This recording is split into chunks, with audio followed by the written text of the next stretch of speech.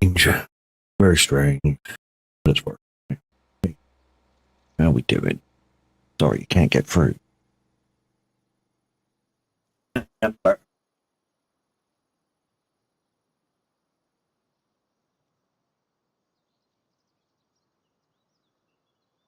Morning, guys. How we doing? Saw a message like as soon as I woke up saying that Minute won't be live today because he had a bad night. So we did plan to be on the community farm today, but when I had a look at what servers were up, the community farm was down. So unfortunately, we're on single player farm. So we're over on Michigan.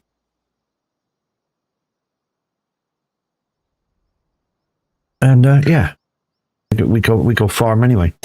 So I need to have a look at see what he's doing for one. I also need to change some settings that you don't need to see because there we go. Right. And let's just make sure we're straight on the thingy dicky. Oh, where are we? -6. No, center there. Oops. Yeah, so no Minute today, people, as he's had a bad night. Anyways, let's see what we need to do today. Let's get on a live screen.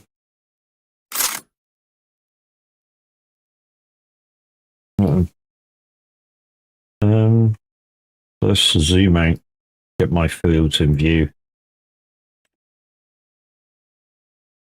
So I've got possibly 1, 2, 3, 4 fields nearly done.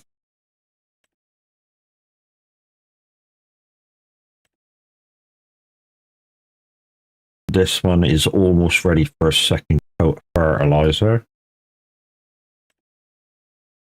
And kind of these need, well, it says it need rolling. I roll them in every time, so I don't get that.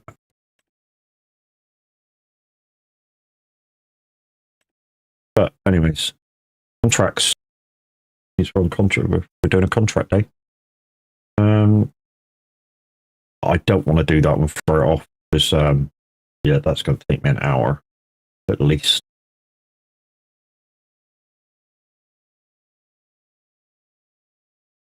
You'd really go out and do a load of spraying or do some sowing.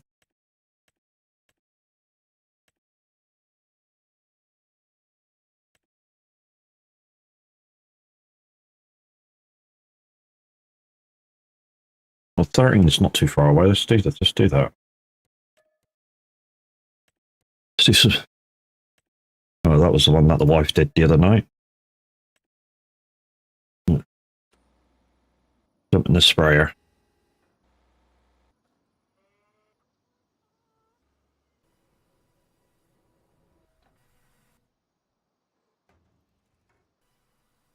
Where's the sprayer?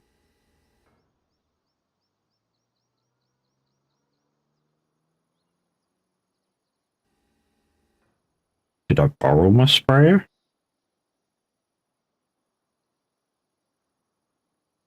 Where's my sprayer disappeared to? Oh, dickhead. It's a freaking tractor. It's not a big sprayer. Oh, what a dope. Sorry, cows. Get out of the way.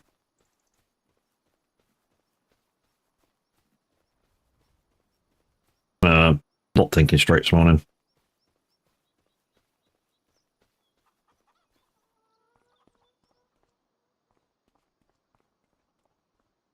Black beauty.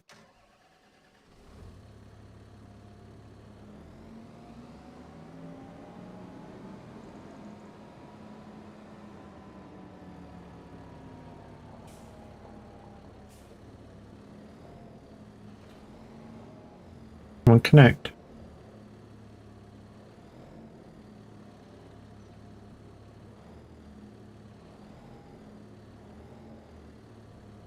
Oh. I'm still pushing it. It's connected. Oh, jeez. Maybe I should have stayed in bed.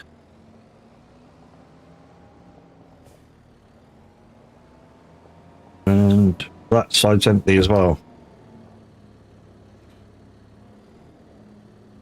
The first thing I need to do is go to the shop and...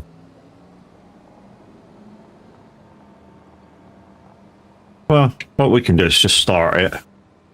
The one we took. And see from there. Also, why didn't that last message go up to YouTube? I don't know.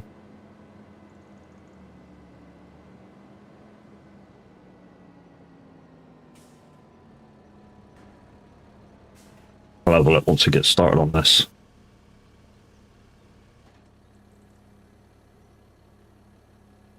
Oh, we're waiting for that. Everything on that still green on the board. Weird. Pardon? Excuse me. What are you doing?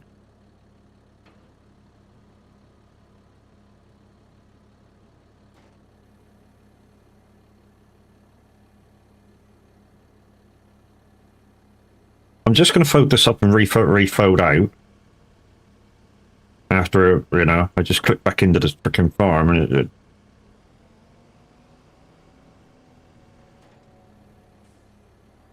and the arms just flop like a floppy thing.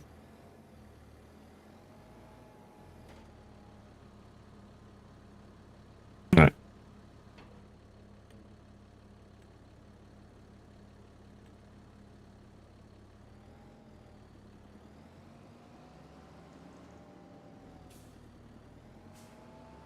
Morning, Chris. How you doing?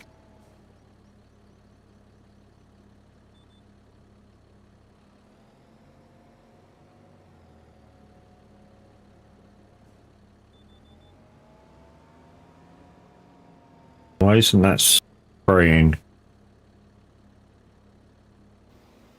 Oh, there we go.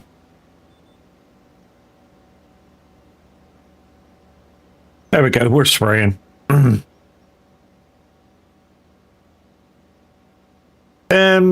Yeah, I'm all right. I know it doesn't sound too sure that I'm all right, but yeah, I'm all right. Yeah, just I felt a little bit rushed this morning, to be honest. Obviously woke up, saw the message in Discord that minute wasn't going to stream, and you know me, I'd like to cover, so and doing an early morning stream actually helps me out for the day.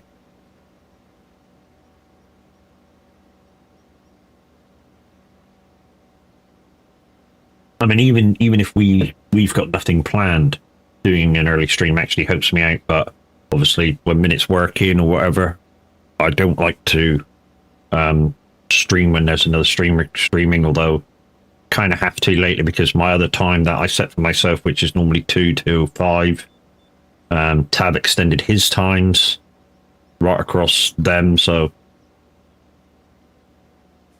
literally, I had no choice. I'm not changing my times to suit anybody.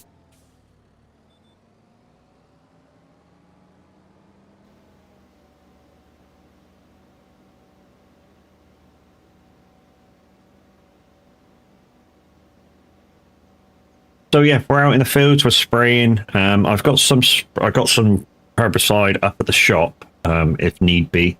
But I think the front tank's empty. When I picked it up, I think it was empty. So a good chance that we're gonna run out. What's that? Oh, I'm getting loads of fucking messages this morning on Lumiere. I don't think it's happy. Could not get live broadcast to broadcast. I wonder if that's why. Let me just check.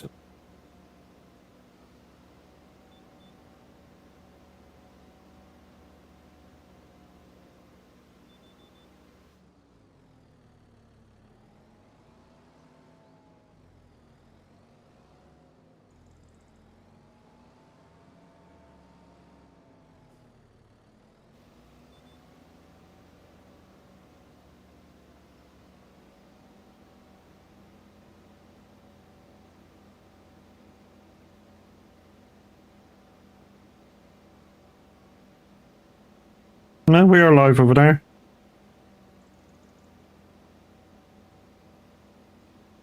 It's just a bot messing around. But if Bloomer don't want to connect, it's a waste of time having the words up on screen. So we'll see if it starts behaving itself, and then we'll or I'll knock the words off. So waste of time having the bot connected to it if it's gonna not like it this morning. Occasionally does this. I don't know why.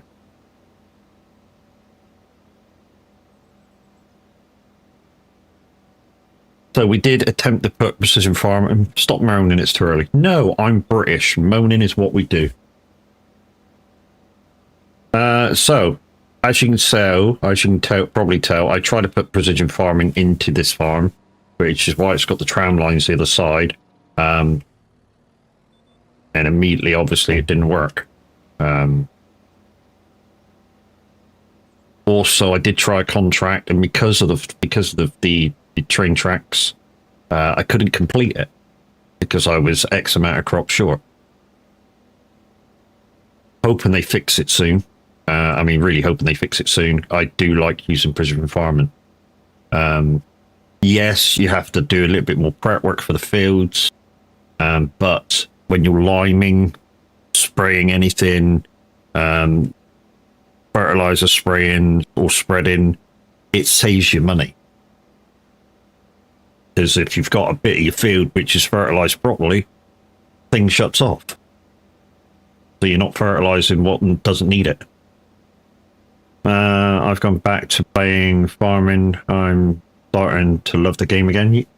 Yeah, I mean, I think the thing is that we as a community tend to saturate games a lot. So we go on community farms, we play it a lot.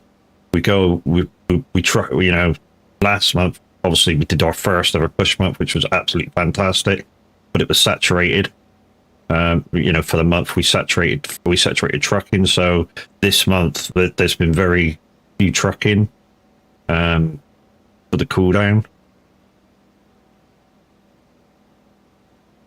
It happens to all games. I mean, it's not just farming, trucking. It'll happen. Any game that we are really interested in will become the forefront of the games we play until it starts getting boring or starts getting too repetitive, and then it'll calm down again, and then something else will come to the forefront.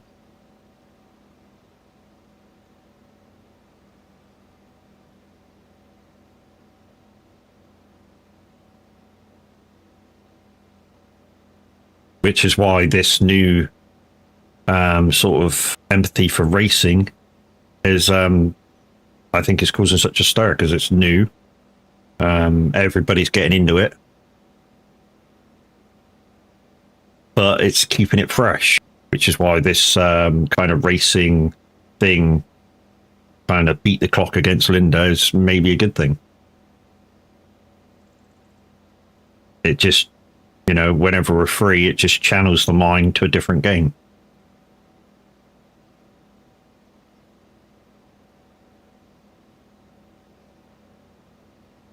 Yeah. Nice to watch everybody rage and race.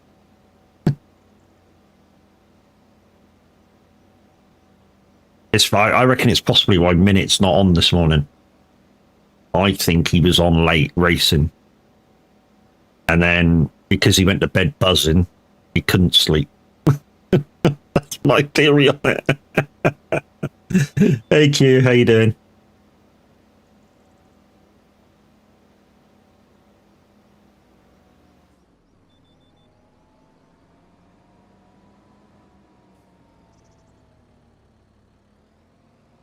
Oh, my sprayer's gone diddly squip again. No, let's come back. Hey.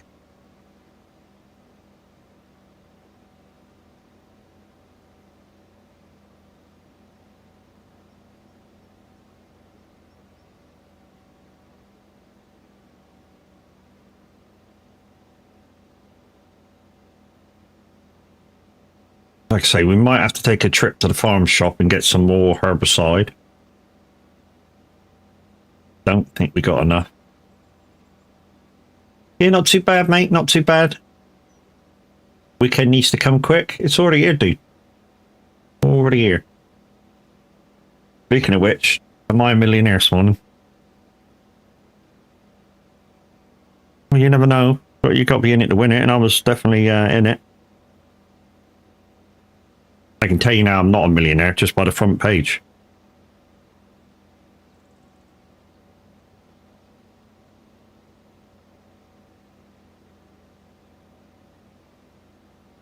Because I've already seen that it's next Tuesday it's 140 million. I got no winning matches. So yeah, I didn't win a sausage. Didn't even win a sausage.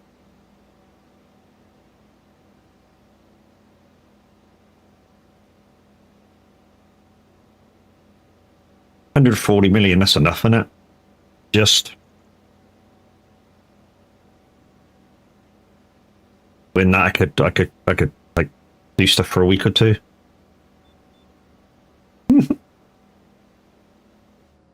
More than that.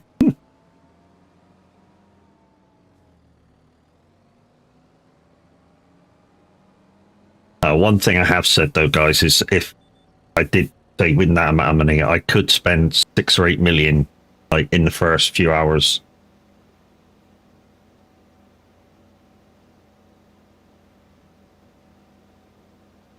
Thank you, Chris. To be honest, 6 or 8 million nowadays, you know, if you had that amount to spend, is easy. You know, by the time you buy a house, you know, you're going to buy a big, comfortable house. So there's $1 million or 2 gone, maybe. You know, you're going to buy a nice car or cars. So there's maybe another $1 million or 2 gone. You know, things to fill the house. There's another $1 million or 2 gone. You know, you haven't even thought about a holiday or anything yet, and you've already spent 5 or 6 million on house, stuff to put in it, cars.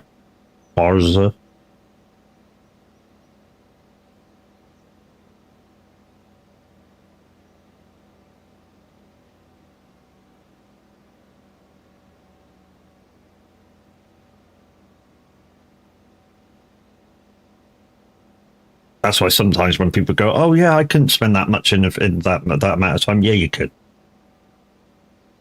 If you really thought about it, you could spend 5 or 6 million within a day.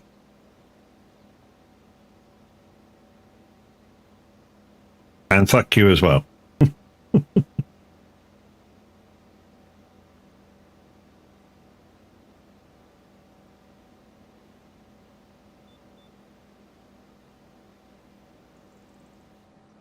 The good thing is with this GPS in-game stuff, guys, is that I don't know why the fucking thing's a bit floppy. I might have to reset. When this is empty, I might have to reset these things back to the shot. I don't know why. Every time I make a turn or anything, it's just they sort of, I don't know, they kind of flap like a bird. So yeah, when it's empty, I might have to reset the sprayer back to the shot. Thank you, Chris. Yeah, if you want to join a brilliant community, and it is a brilliant community, even though we do take the piss out of each other and shit, yeah, you're over 18, look no further. Click that link, join the Discord. We're up to all sorts later on in the days when we're not all streaming. So last night we were back on a set of Corsa, trying to get a quick as lap as possible with a certain car.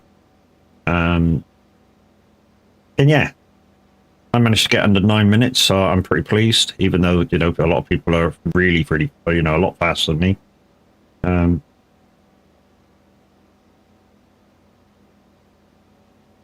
I mean, I'm not sure what Linda set the other night. I thought it was like a 8:30 something, but the guys were saying last night it was like an 8:42 or something.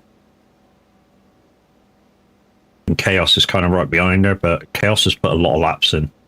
I mean, before we even did the challenge, Chaos put, I don't know, a couple of days in with his old wheel. I mean, even though it was an old wheel, it's still it's still practice on the track, even though it's a different feel with the new wheel that he's got. And of course, guys, if you want people to watch on Twitch, but no further than the stream team members, there's 10 at the moment. And I believe we're meeting soon to discuss others, or the board is meeting soon to discuss others. So don't forget to put in your applications if you want your chance to become part of the stream team. I mean, that's including any of the featured glitches that are featured glitches at the moment. If you think that you deserve to be upgraded to full glitch, then yeah, re-put in your application. Remember to put in the application that you are a featured glitch and you think you deserve to be looked at for full glitch or stream team glitch. And it's not always about how many times you stream, what kind of stream you should do. It's about what you can kind of bring to the community in terms of your knowledge and stuff. It's not all about like codes for wraith or this and that, the other. It's not all about that. It's what you can bring as a person to the community. And speaking of the codes, just put exclamation wraith in chat. If you want to save yourself some money on energy drink, the initial outlay may be more, but when you finish your first tub, you would have saved money. And don't forget to use my code on checkout, and I'll have my coffee. Thank you.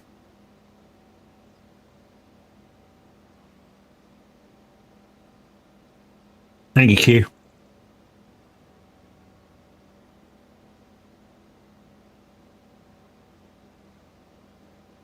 Yeah, so this is where the in-game GPS comes into its own when you don't have enough spray or anything for the field, because when I reach a certain point, obviously I'm going to run out of spray, and using the in-game GPS, every time I lock onto a lane, like now, and I finish it or get 3/4 of the way through it or whatever, that lane darkens out, and I know that I've been down it.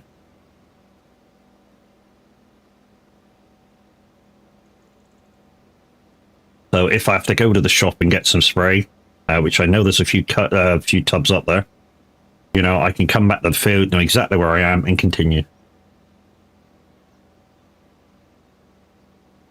I do like the VCA enhanced, although I'm shit at using it enhanced, the enhanced vehicle mod. But I do like VCA. I've liked VCA since it came. I'm not sure when it first came to us, but I first started using it in 22. When you had to do your manual turns.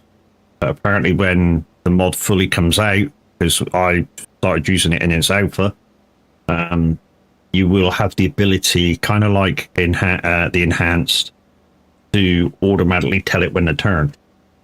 So like if you've already done your headland, and I don't know what this is, 20 meter either side,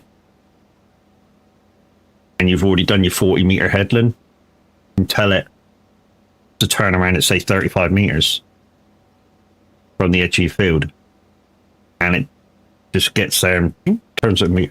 I don't know whether, you know, it includes turning off your machinery, making your turn, turning back on the machinery, kind of like when you use a normal GPS. I'm off to get some breakfast and a cuppa. No worries, lady. You go off and do that. I shall be here when you get back. Don't forget, guys, because we're on the farm today, there is Stream Loops packs that you can play. If you've got the job ones, though, just ask to see the job list before you play them. Otherwise, they'll be wasted. And also, guys, top of your screens, there's a 40% off code. So please go and use that and buy some Stream Loops packs. I think I've set it to a minimum spend of €4. So it should work on the medium pack for €7.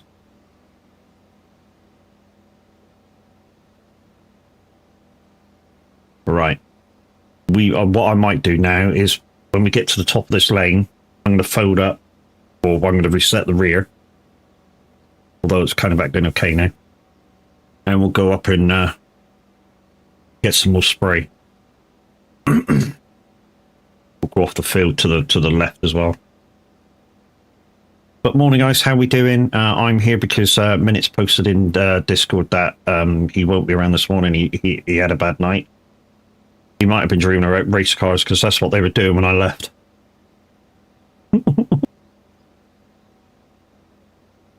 And speaking about race cars, I did put in with Giants in the Discord to be a thingy for the Project Motor Racing. So it means I'll have to buy that at some point. I mean, it's not due out till, I think it's June.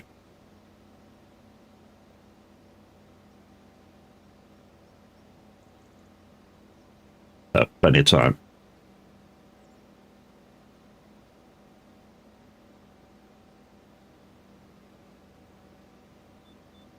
Right. What I want to do is stop that, fold it up, and go onto the rear. In fact, it don't really matter that. Let's just...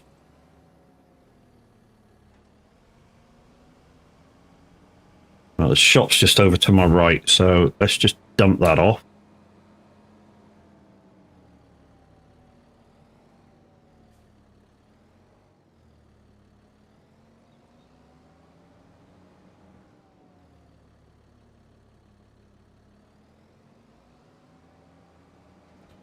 Let's just dump that off.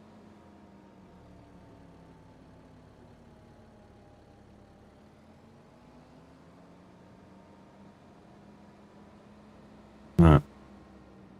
We'll get up there, I'll reset it, and then we'll reload with spray.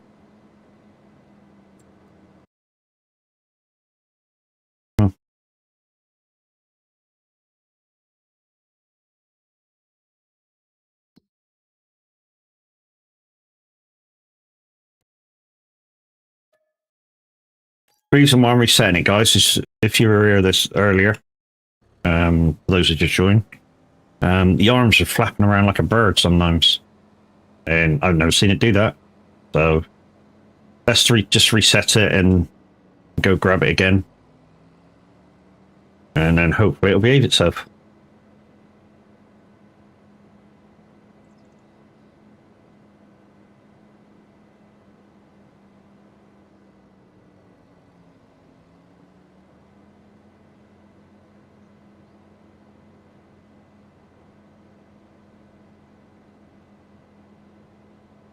One thing I might do is the text on the screen, make it slightly smaller. A little big.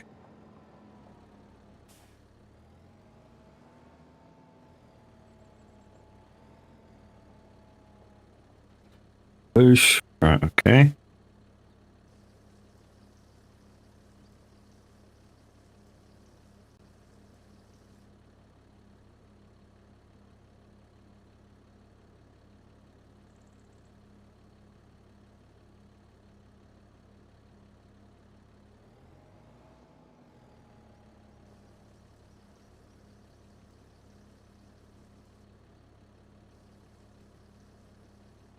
Right, we're full. We're full. Doubly make sure we're full. Go to the back tool. Back onto one of these. Yeah, we're full. Right, let's go.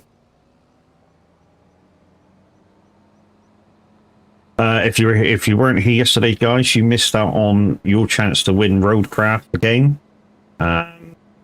That went to Alexander Noble, or over on YouTube, otherwise known as Kurt on Twitch. And because he's got the game, he gave that game to Kev. So on the 20th, when I get the code for that, Kev will get the code for it and be able to download it. Which does mean that probably me and him will work together in picking off mine. Is I'm hoping that the multiplayer is going to be a thing straight off the bat. I mean, there might be a quick tutorial, obviously, but why is the thingamajiggy not? Don't tell me I have to reset this.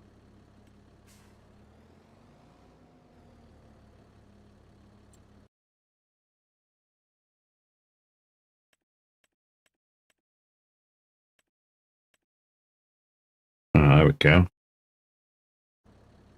Reset. It shouldn't have reset.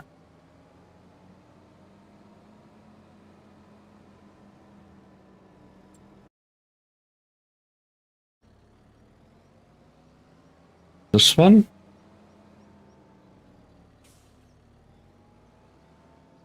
I don't want to waste spray. That's the one. Well, we'll soon see anyway. We got to go back up the other one and got to go back up the other one.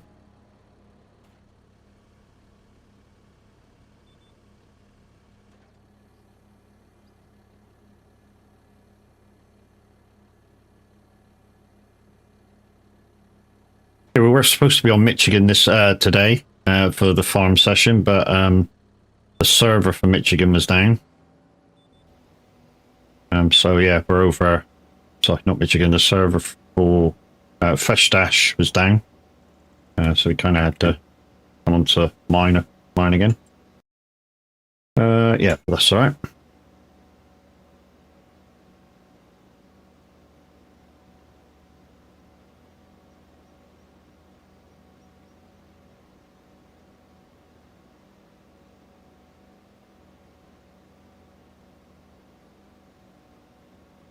So, why are we doing these contracts?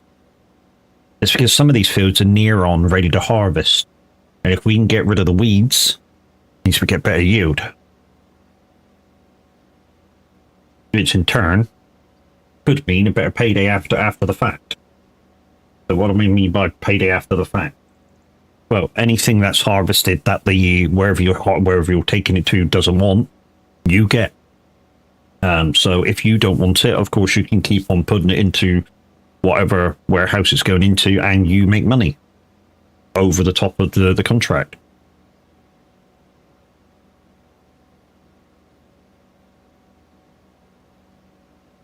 So all these ones that require herbiciding, spraying, do if you can afford to do it. I've already said in my Zero to Hero series that if you are doing, say, fertilizer or stuff like that, just watch what you're doing, because obviously the fertilizer costs you money if you're not producing it yourself in big amounts. So a £10,000-12,000 fertilizing contract could end up only giving you about 2,000 by the time you finish doing the spraying. So you just have to weigh it up. Hey Kai, how you doing, lady? Yeah, so you just have to weigh the premise up of the spraying. You know, if you've got enough money to do it, obviously do it, because it'll benefit you in the end when you come to harvest. If you're going to harvest those fields, but if you're not going to harvest them fields, obviously, you may want to just go, meh, I'm not doing that. Just to save you a bit of money, like if you're short. So like when I'm doing my Hero to Zero, I'm always fighting the bank balance for new vehicles or this and that and the other. The only time I'm not is when I'm trying to buy a vehicle and it's like 900,000 or something to buy it. So like in the end,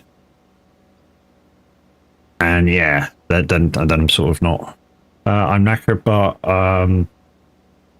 been up half the night with a poorly little girl, supposed to be taking them to play centre later, but I think she'll have to stay at home. Yep, if she's poorly, definitely she's got to stay at home. In fact, depending what she has being poorly, normally with schools or stuff like that they go to all the time, normally it's 24 hours clear, just to make sure the bug's gone. But what I want to do while we're going up here is just edit the overlay a little bit. You'll be able to see this chat box. Check what's setting. No, not that one. Styling. There we go. Text size. Let's try 12. Save.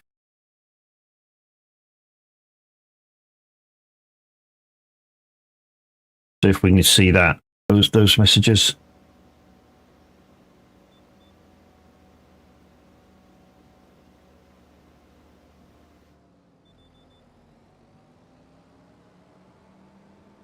Are we human?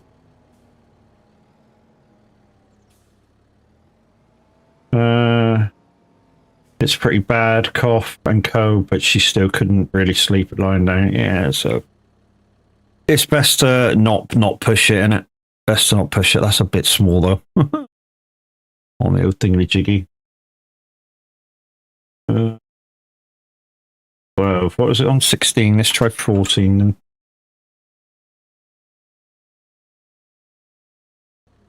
You're probably better off not pushing it then, innit?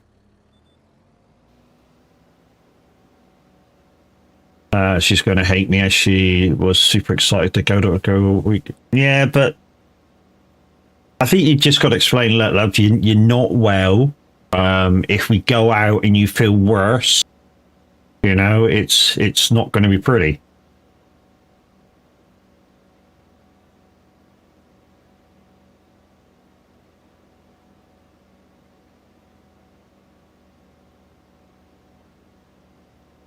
And although some kids, they don't really understand the premise of you know, because I wasn't well all yesterday. She's 3, not a chance she's taking it well. Yeah, true. That's true, yeah. Yeah, it's not till they get about 5 or 6 before they sort of resonate a bit of understanding about what goes on in life and what they can and can't do if they don't feel that well.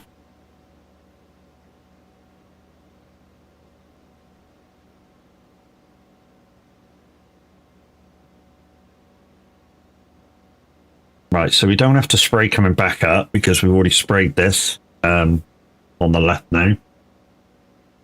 So I think the field goes that way now. Goes off to the left and back. So yeah, we just need to turn around, find the next line, which won't be the first one. It'll be the second one now, because we've already done the headland.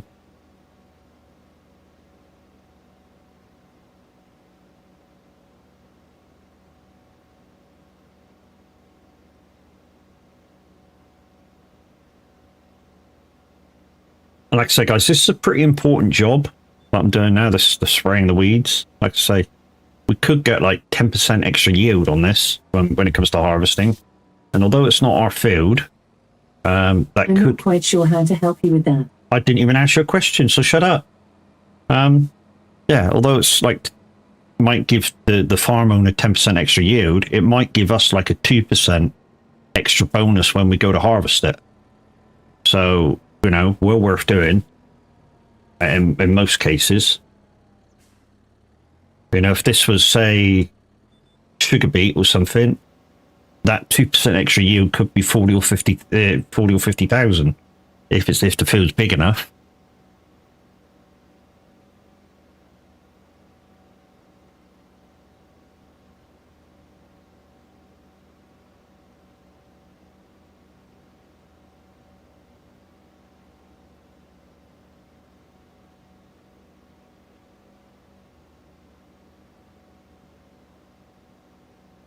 I suppose, I mean, but a lot of kids, you know, if she's not woken up yet, you could just base your thing on whether to go out or not on how well she looks this morning. Because as a kid, they get over things really, really fast compared to adults. I mean, really fast compared to adults. And that's because the body's young. Able to fight things faster. You know, they can get over a code in half a day.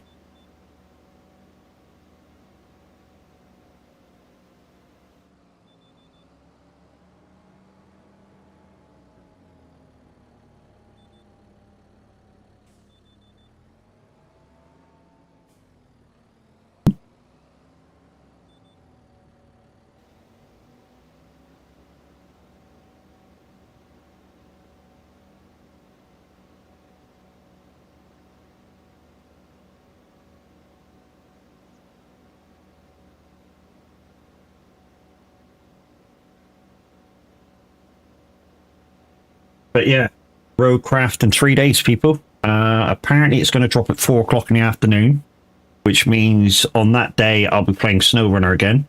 And then maybe the following day we'll be doing the roadcraft. So you may see it from our community being lived from Miss Moon first.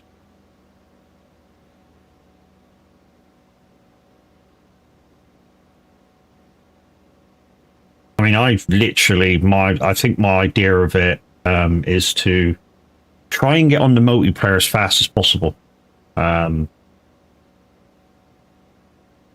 know, because I'm almost certain they're going to do the maps on a similar way to Construction Sim and SnowRunner, whereas the maps are your own. So for somebody else to come on, it doesn't matter what you kind of do.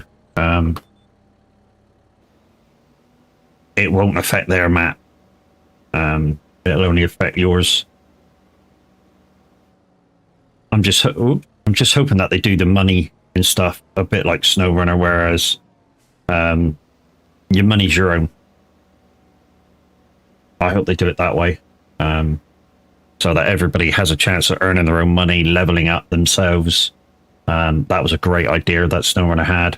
No matter whose map you're on, you still gain money and XP. That way, I think you progress in the game a little bit better. I mean, you start off obviously with crap stuff, very little money in that, and then the more you play the game, even if you're playing it on somebody else's map and stuff, you're still progressing through your own game.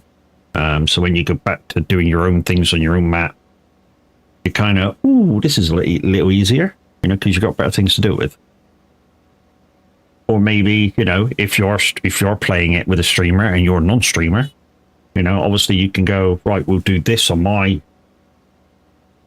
know, the first couple of streams we'll do it on your map for the streamer, and then, you know, if you're not if you're kind of behind on your map in a couple of days' time, you agree with the streamer that he comes on your map and helps you out with some of the things that you've already done, just to progress yourself. That way you're helping each other out, helping each other level up, and gaining money while you're doing it. I mean, I've done it on SnowRunner many times.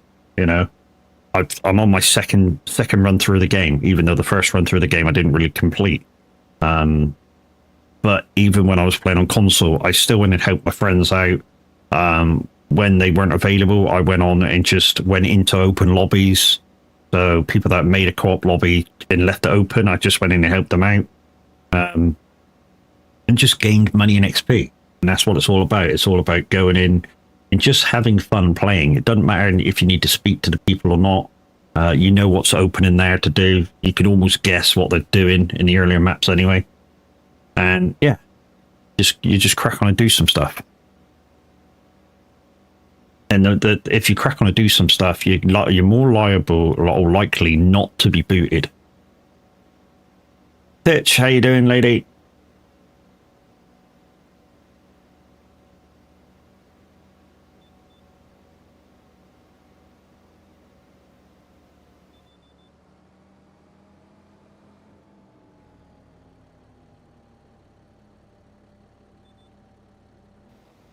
But yeah, definitely looking forward to Roadcraft in a couple of days. Yeah, not bad, lady, not bad.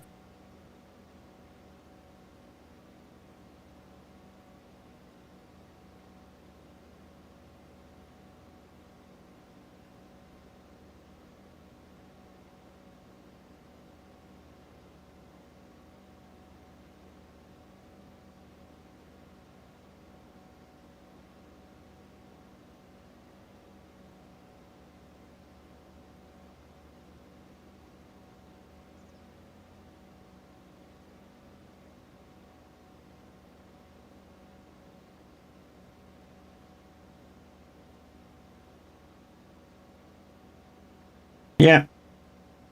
So, like I was saying, guys, if you weren't here yesterday, you missed your chance to win a copy of Roadcraft on Steam, because we gave a copy away.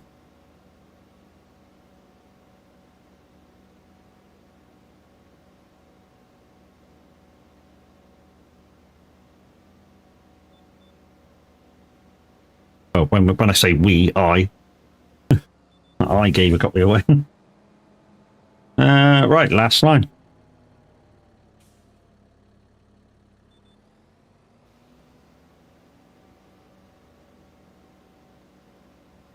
Didn't even know what that is. Roadcraft, it's basically SnowRunner and Construction Sim in one game.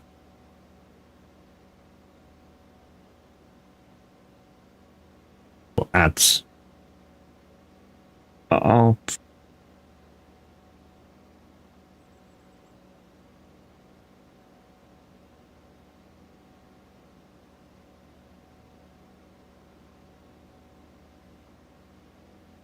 But it's the fetal position. Mm-hmm.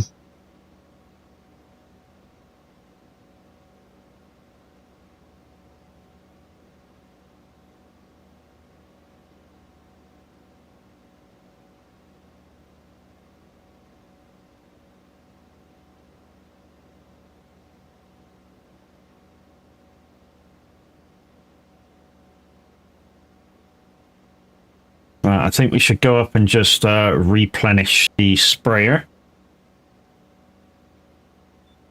Back from ads.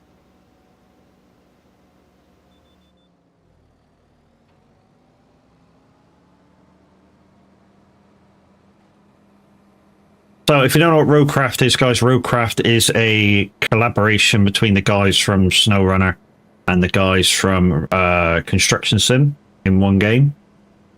So yeah, it's going to be an interesting game. I've played the demo. To be honest, hoping for a few more features. But overall, not a bad demo. Like I say, hoping for a few more things in game when it comes out proper. Obviously, they're going to keep some things secret for what's going to happen, because obviously, if they tell you what's gonna happen, it's going to be a bit shit.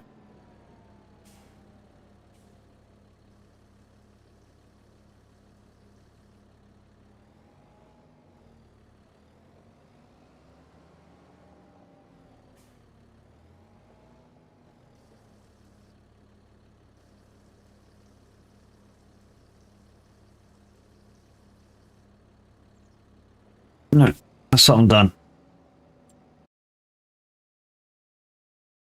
All right, has anybody got any job cards they want to see? I'm going to go into the menu now, so you can play the job cards from Streamloots. So we have cultivating. It's a big old field, though. We've got some deadwood to do. There's a ferting to do.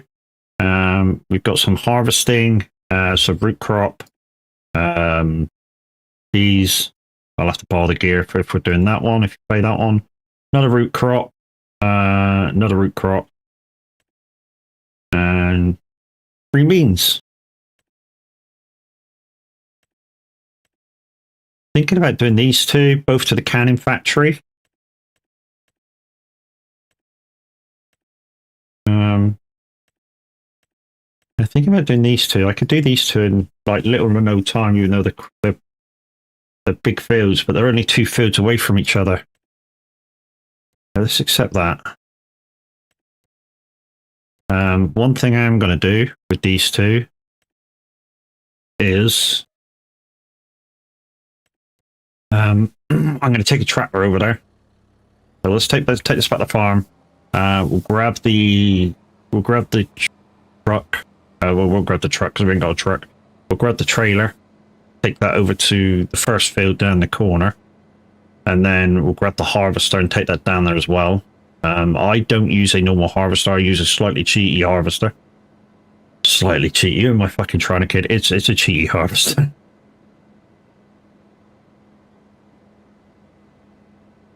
I try not to use it as a cheaty harvester. Let's put it that way. Well, as so much of a cheaty harvester.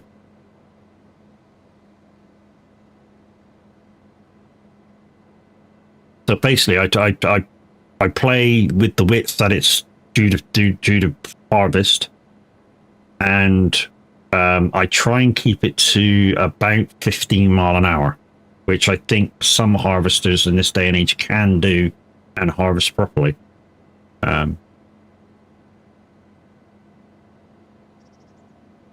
Oh, look at you, you fucking stupid Tesla. In fact, no, I don't think it's a Tesla in this game, is it? It's a Skoda Enyaq. Even though that does look like a Tesla. That don't look like an Enyaq. Anyway, let's go put the sprayers away. Let's go grab the trailer, and then we'll go down and start some root crop.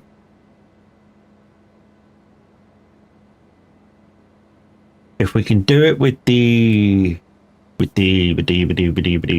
have to check. We'll see what we can do it with. I know we can do it with that. That's got root crop. I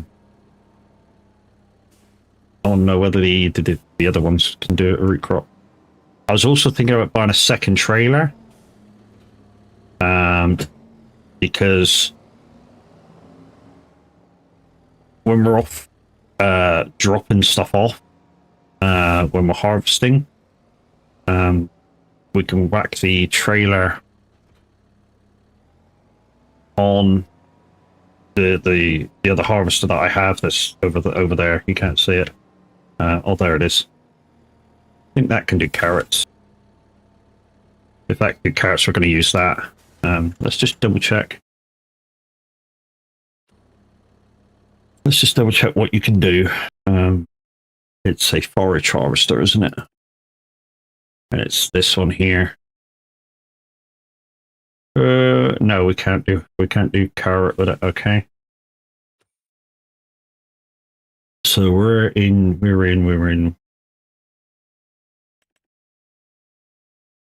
this one then. But we're in the Colossus one. Do we have the Unreal Vegetable header? Is that the one we have? I think that's the one we have. Vehicles, Colossus.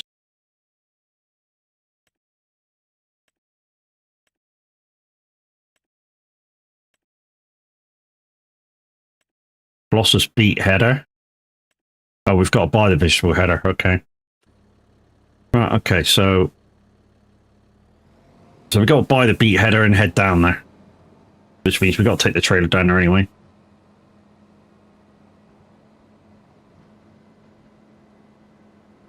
And then we'll jump in the harvester and go up and grab the beat header. I've started using the Colossus stuff instead of the other stuff. You know, the Lizard Pack mod. I started using the Colossus one because I had some problems with the Lizard Pack one. With the forage wagon, the forage trailer. Basically on one of the farms I was on, I think it was Riverview. It was kind of skipping the pickup. So it was like I don't know whether it was broken or whether I just need to repair it or something. Maybe that was the problem. To be honest, I didn't even try to repair it. But what was happening is I was going along the field with it, and it was like the pickup part was like bouncing, and we'd miss loads of bits. I tried the Colossus one, immediately picked it up without any problem whatsoever. So I literally swapped the Lizard Pack out and put the Colossus one in. And yeah, I haven't looked back since. So literally this trailer is the Colossus one, not the Lizard.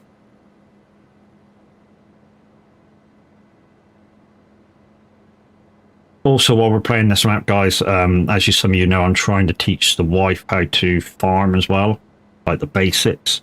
She's getting there slowly. She's been on once and did a few jobs. Nice and easy ones. If we can find a smaller cultivating field for her to do next, that'd be ideal. We've sort of shown her how to fertilize with the disc fertilizer. I mean, to be honest, if we can get precision farming in, fertilizing for her will be slightly easier because obviously she won't need to kind of turn the machine off at the end, although it's good practice to do so. Because obviously if we've already fertilized that line in precision farming, it will just stop spreading. So you don't waste money anyway, and keeping the machinery on. I'm going to risk bringing. Don't do it now. Don't, unless they fixed it. Titch, don't do it. Yeah, if they haven't fixed it, don't do it. The last time I tried it, it was definitely broken. So I put precision farming in, and it put tram lines in every field. So it put these in every field, and literally couldn't complete contracts because it took the percentage out that you needed right at the end of the contract to complete. It was starting some contracts on 98%. So unless it's been patched, don't even try it. I don't know whether it has or hasn't been patched yet, which is why I haven't put it back in. Giants know about the problems and they're trying to fix it.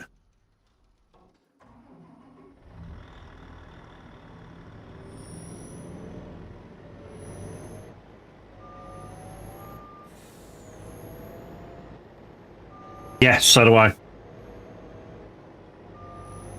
But then again, it wouldn't be a kind of Giants mob without it being broken when it first came out, eh?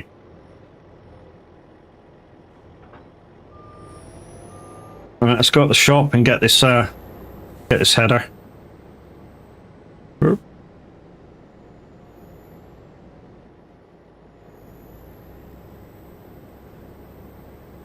I mean, there's reviewers out there that reckon there's nothing wrong with the mod, and we're like, yeah, there is, dude. There's a lot wrong with it. Yeah, apparently, there's a few people out there that reckon there's nothing wrong with the mod. Absolutely nothing wrong with it.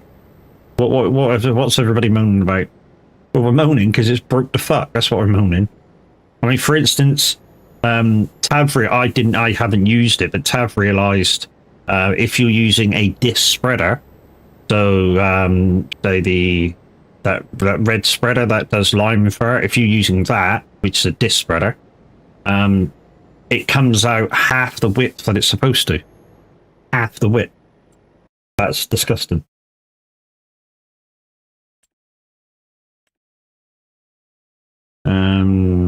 Vegetable header. Vegetables, what should we paint this in? Orange? Standard working width. Everything else leave is standard. Buy that for $1.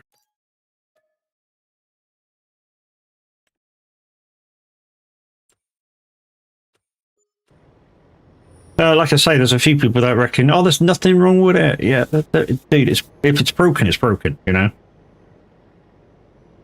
Just face the fact that it's broken. And that it has to be rectified.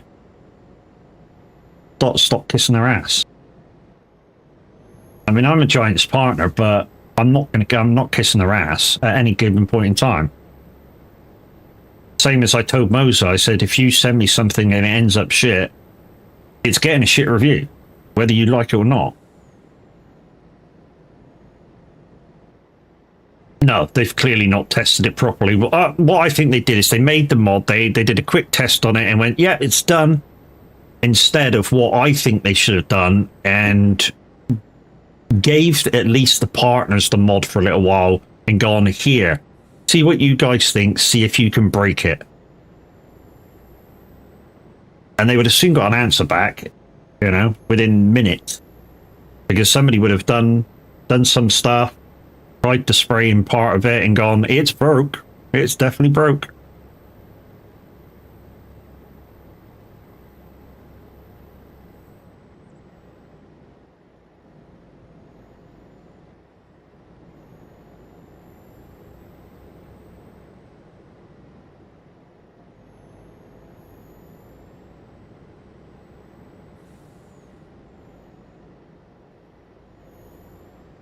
Oh shit, not that.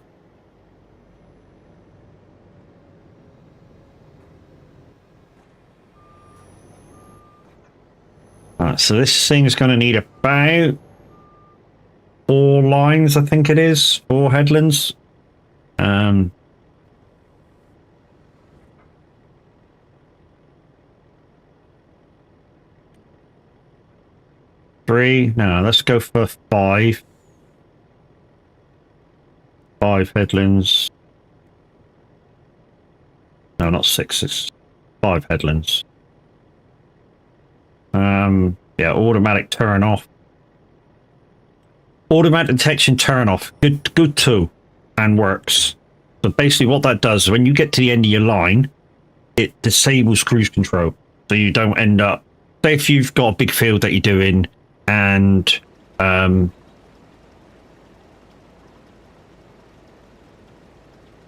say if you've got a big field that you're doing and you don't want it to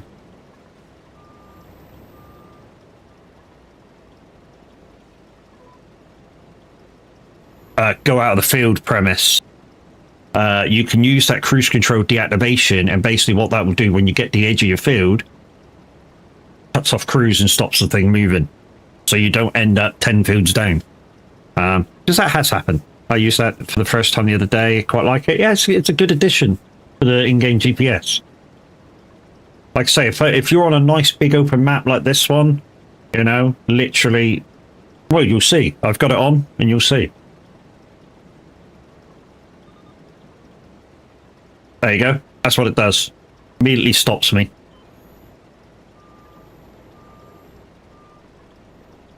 So it does move forward, turn it on. Gonna have to come back so I didn't get the whole line.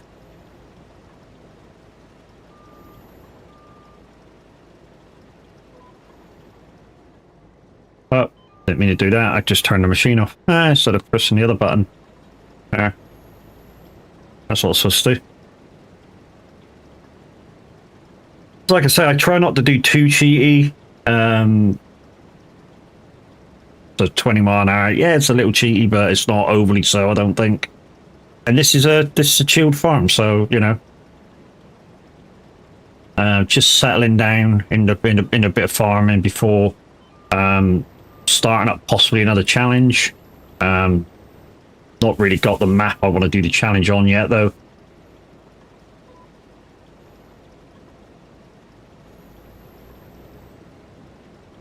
I want a nice kind of British map to do the another Cavalier Roy challenge. This time, absolutely no infringements from me. The only thing I'm going to ask Roy for is I don't play with seasons on, so I'm going to ask him for that.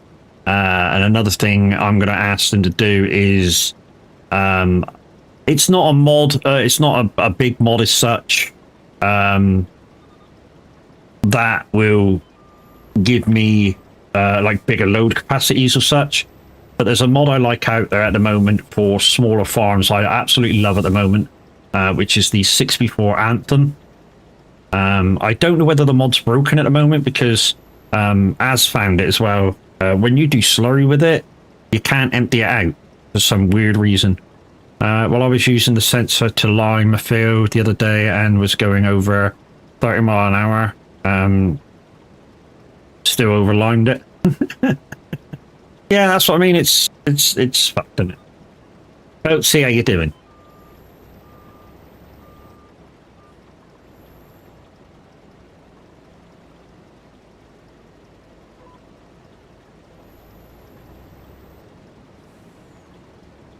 Okay there, am I? Yeah, not too bad, not too bad.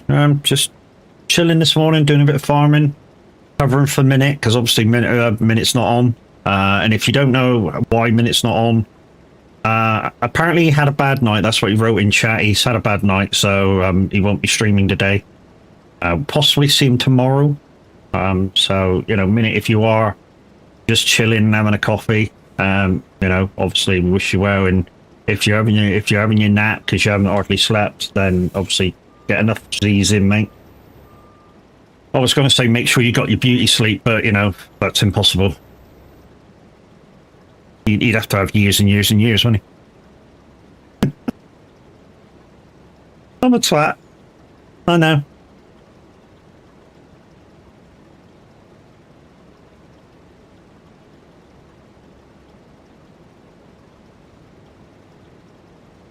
Yeah, I'm not one of these to take the harvester up to max speed to do these harvesting fields or harvesting the fields with them. I'll use them and I'll use part of the speed, but as you can see, I've got this one tamed at 20. Sometimes a lot slower, like 15 or 12. I don't like it when you harvest at X amount of speed or an unrealistic pickup, because this one will do a 50. This header will do a 50-meter pickup, which is very unrealistic. And the idea of a root crop is that it takes a little bit of time. You know, You don't just do it in 5 seconds.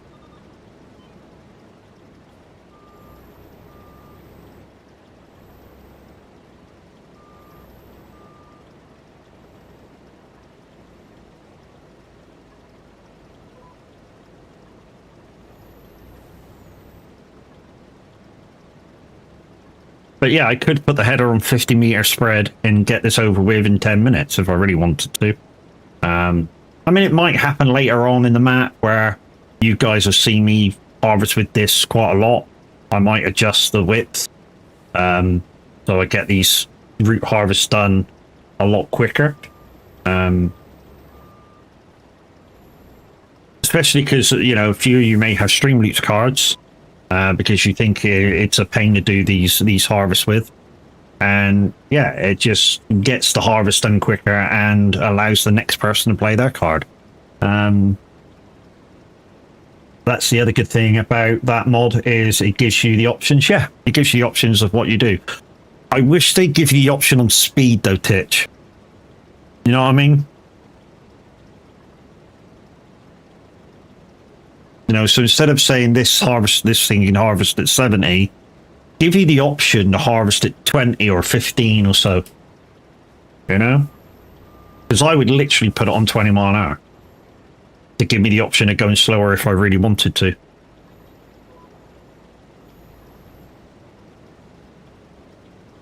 And like I say, I may alter the width of the head every so often.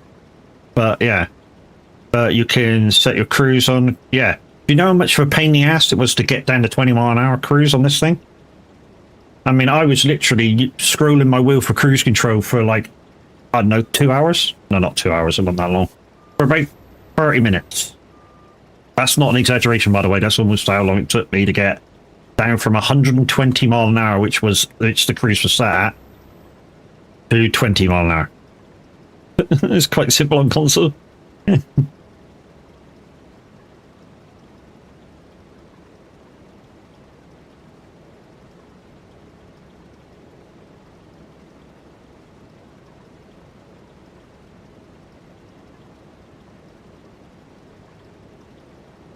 Also, yesterday morning, something that you guys in the VTC might like to kind of know.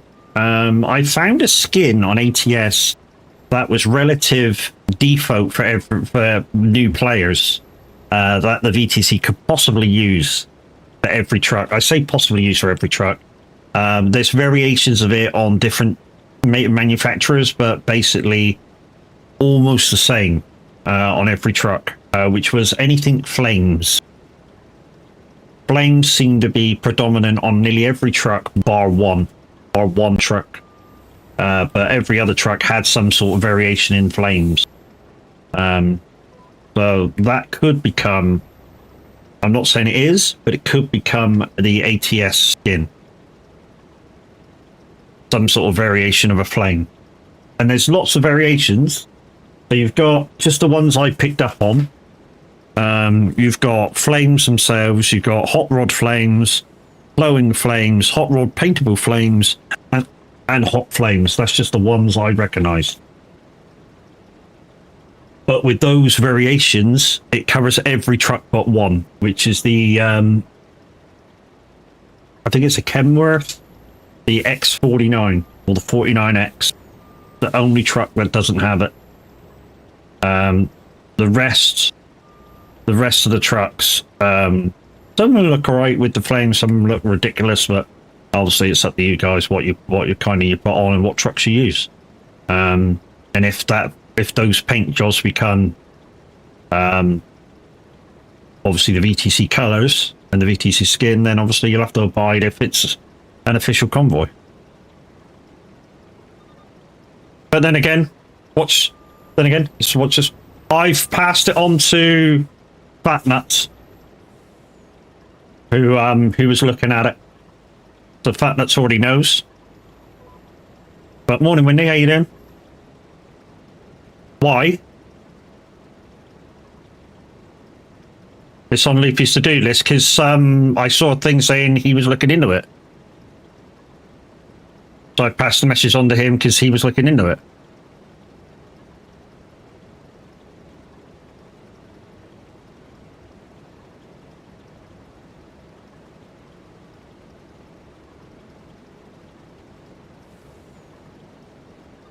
Right, let's do an offload. And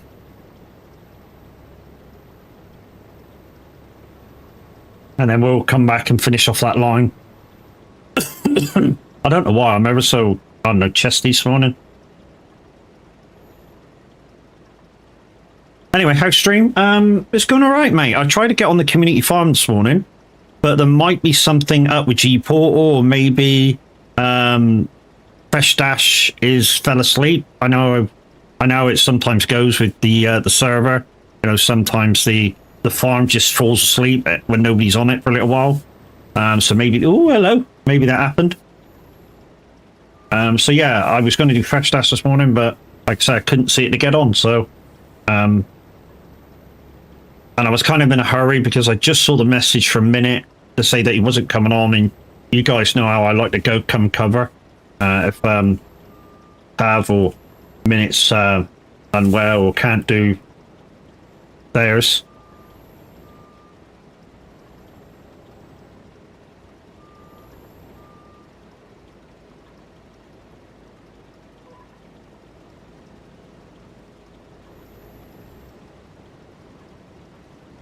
Donuts.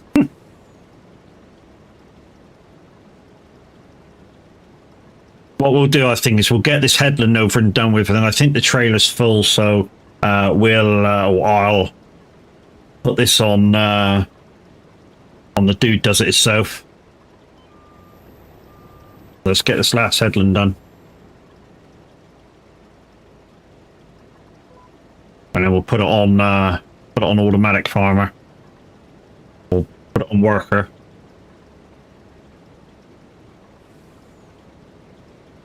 But yeah, if you weren't here yesterday, guys, Alexander Noble, aka Kurt, won the draw yesterday, the monthly draw. The main prize for the monthly draw yesterday was a stinky copy of Roadcraft, which he's already got a copy of, so he gave it to Kev. So GG's, guys, for A, taking part, and B, sharing the love.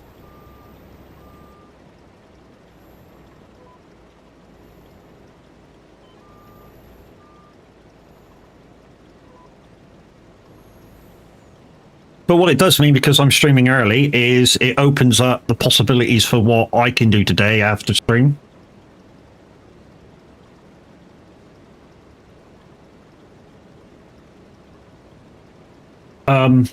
Yeah, I mean, the other day was the other night on Linda's birthday. Very enjoyable last hour to her stream when she her in class opened up a server for us to go mess about on the Nürburgring on ACC. I love that. Great little thing. Pub, I wish. Can't afford pub, Titch. Jesus, man. Money's kind of tight after I'm kind of on the sick.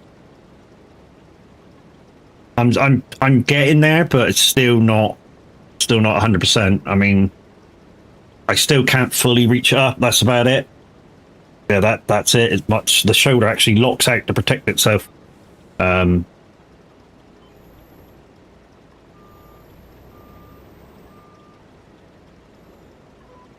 the weirdest thing is, I've actually got a little bit of frozen shoulder on this side now. Even though I can get up there, it's kind of, I get to about here and it's kind of starts pulling. It's painful. I mean, he said the physio said I had a little bit this side. He said, but not as much as that side, so just try and keep movement and you should be all right.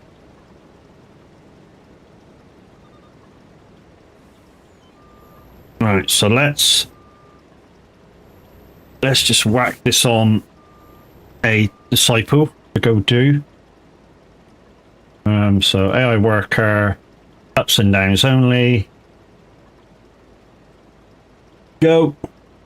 He should work at 20 mile an hour because that's what it's set at. Let's jump out, and I'm going to go deliver this.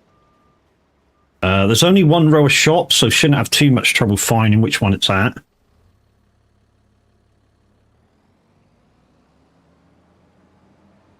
What caused it?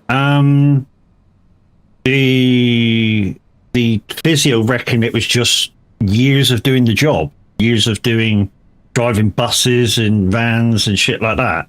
without too much other exercise.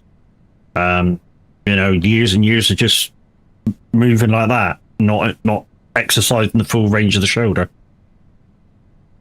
And literally the body went, you don't need that movement because you're not doing nothing with it, and just shut it down. I mean, literally just shut it down. If that's apparently something that the body does after sort of a few years. K1, Jupiter? Close enough. How you doing? Thank you for your first time chat. Yeah, apparently it's something that the body does. It just, if you don't need the range, it just goes, no, shut it down.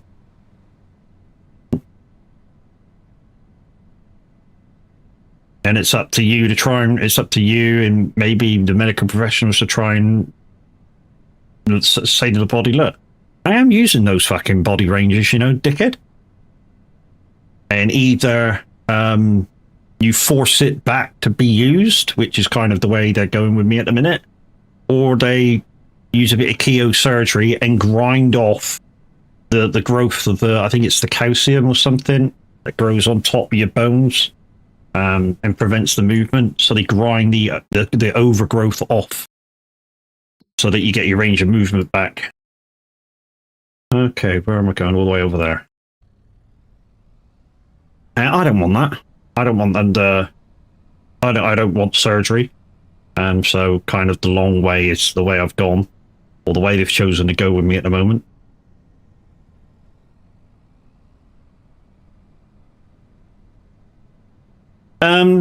When it first started playing up, it was excruciatingly painful. But it came on, when it first come on, it was like a little ache, kind of just in the back of my shoulder.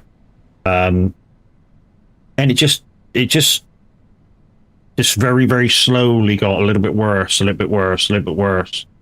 And some of the runs that I do with the buses down here are through little farm lanes and the bumpy as shit in that, and the buses don't always smooth out all the bumps.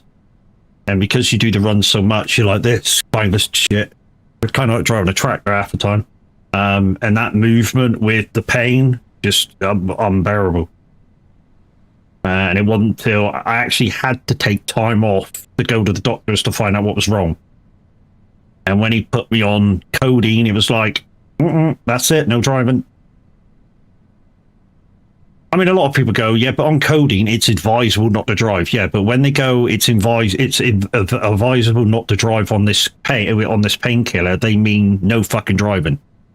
Because if you start driving on that painkiller and it's advised not to drive, it's kind of on you.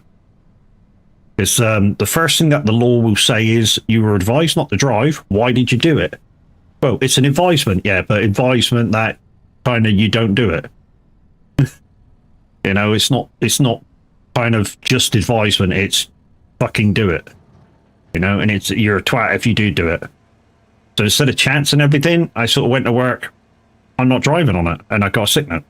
And I had so many sick notes where they went, sorry, we have to unemploy you. But you're welcome to come back when you're better. And I'm like, okay. Well, at least that's a bonus kind of a deal. I'm able to go back when I'm fit and ready. Also, as the guys will tell you, I was actually as well under a little bit of thing where the wife kind of needed me at home. I was a little bit trying to get out of work for that reason. She's got fibromyalgia. She doesn't have that many good days. And an average 1 in 4 good days. So she had 4 days where she's bad. Like real bad, can't move. So I kind of wanted to be at home and like be there in case she needed me,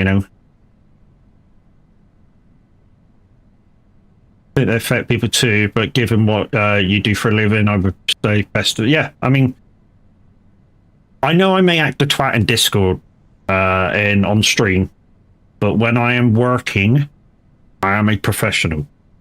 I've been the same in everything that I do. When I am at work, I am a professional.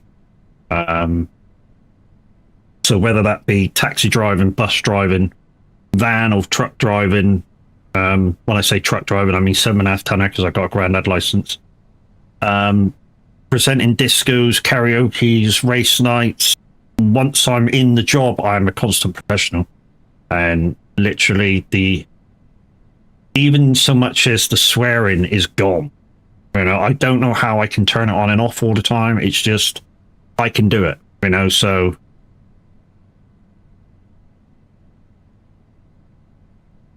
You know, so sometimes I'll swear like a fucker, and then next minute I switch on the work mode and it's gone.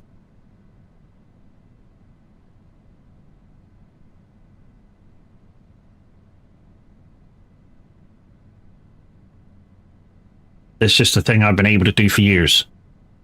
But yeah.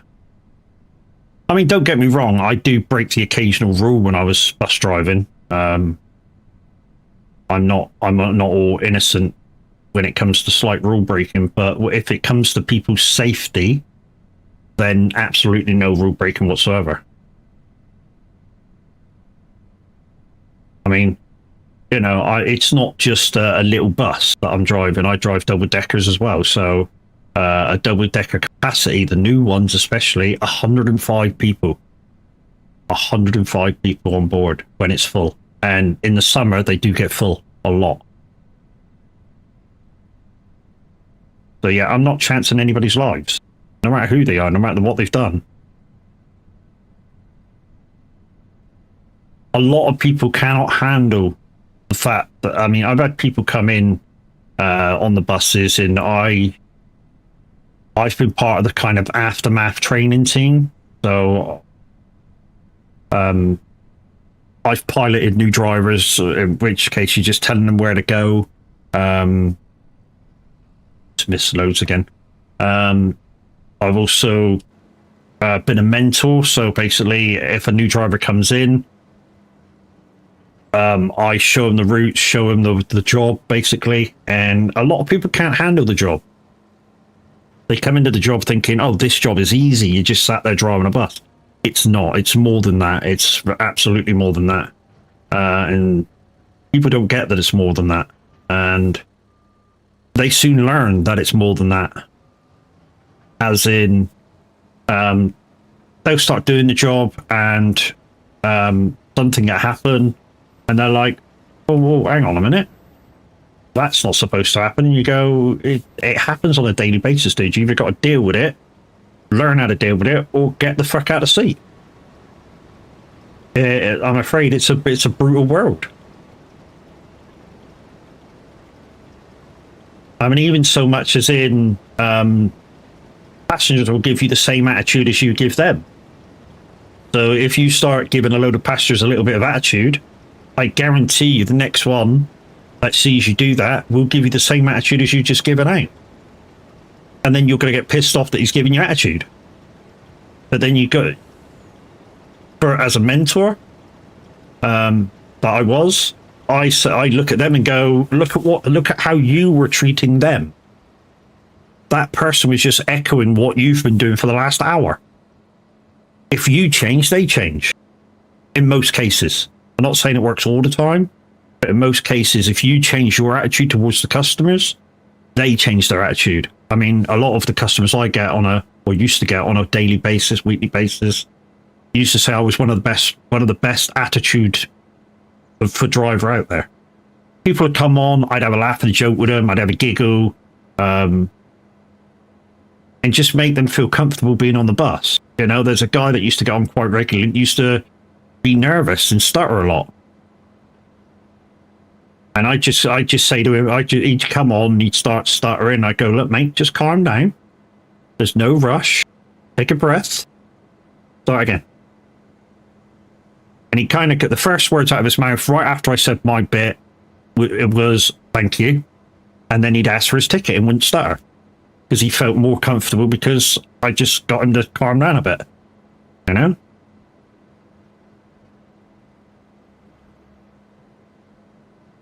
Or like guys in wheelchairs. Some guys in wheelchairs don't want you to help them at all.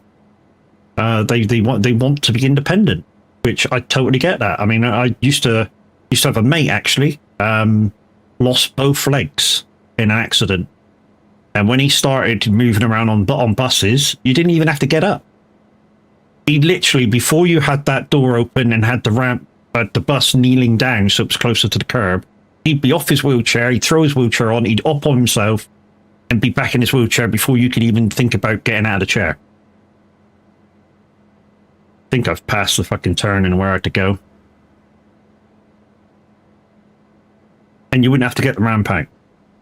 And there's other people that would literally sit there and sit there and sit there until you got the ramp out. And it's recognizing, part of the job is recognizing people's needs. Although this has to be said, you're not allowed to presume. Which I had one day. I had the argument with a customer one day about presumption. And she was a little bit bewildered, but when I finally explained it, she sort of got it. So basically what happened was I was down at a end point and I was outside enjoying the sun, having a nice lolly. And all of a sudden I hears in the bus, "Aren't you gonna kneel it and take the ramp out?" Mildred would be in a minute. I don't know if that was her name. I really don't remember. And I just looked aside the bus and I said, "Excuse me?" She said it again. I went, "I'm sure when the lady gets here, if she needs my assistance, she will ask for it and I will give it without question. Until then, the bus will stay as it is." I'm telling your superiors, go ahead, love. They'll tell you, if you tell them the truth of what's just happened and what I've told you back, they'll say, "Congratulations, that driver did his job properly." So, crack on. So anyway, when this lady suddenly arrived, she approached the bus and I was like, "Do you want some help to get on, love?" She goes, No. I like being able to try and lift it on my own. Gives me a bit of exercise. So taking the piss, I then put my head inside the bus. I went, "She wants to do it herself. She wants the exercise." And this lady went, "Hi." With that, we got back up in the town and she got off. And I was like, and another lady came forward and went, "She does that every single day." And I was like, "Yeah, well, she'd come and cropper with me." It's like she's had a go at every driver for the last week, and the other a few weeks back, she complained about a driver and got a week's free bus pass, and that's why she does it. And I'm like, yeah. I said the trouble is with sometimes when somebody puts in a grievance against the driver, it's not reported properly. Well, I say when it's not reported properly. A, obviously, a customer never gives you the full truth. B, a lot of the time, just to stomp the investigation or anything else, so management or whatever don't have to do nothing else, they just go, here's a free bus pass. Bump. Done and dusted. And stop them from moving by putting my foot in the door. Yeah, I mean, that's ignorance, to be honest, mate. Weak farmer sticking your foot in the door so the bus can't move off. I say it's ignorance. I mean, from both sides. If you look at it from both sides, yes, you're trying to assist, say, an elderly person or a disabled person by holding the bus. If that bus is busy, you're holding up a bus for one person. Yeah, that bus might have... they do have disability training. A lot of bus drivers do have some sort of disability training. Well, I say disability training. They have a very, very vague disability training because bus drivers cannot discriminate against anybody. And I mean against anybody.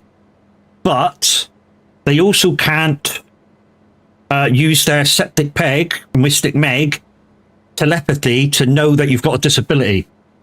Because as any disabled person will tell you, 90% of all disabilities you will not be able to notice from just looking at a person. It's only the main ones that we're able to see without that people being able to see something or here's something. Not, over 90% of all disabilities nobody can see. So how is the driver supposed to know? You can't. So for instance, if you don't get on, say, if you're not in a wheelchair or got a walking frame or something like that, how's the driver supposed to know that you need the ramp? He doesn't, unless you ask for it. But a lot of people don't ask. A lot of people don't ask. They just presume that you're going to do it, and you're like, the drivers are questioning themselves, why do I need to do this? But there is a ruling that states anybody who needs that ramp to ask for it, it has to be accepted. And as I just said, a lot of people won't ask for it to be lowered, won't ask for the ramp. And I can tell you that from experience. That's not just me saying it. That's me actually being in the job and knowing what people are like. 99% of people who want the ramp that have no visual aids to say that they need the ramp will not ask for it. They just presume that you're going to do it. And you, like I say, you're looking at it and going, why do you need it? If somebody comes to me and goes, excuse me, mate, can you get the ramp out? No problem. They don't even have to tell me if there's anything wrong. No problem. If you just stand there and expect the ramp to be out, of course I'm not going to answer. It's just like, put it another way. It's just like, say if I work for a council and you need the toilet, if you stand beside me saying absolutely nothing, but you'll burst in to go to the toilet, how am I supposed to know?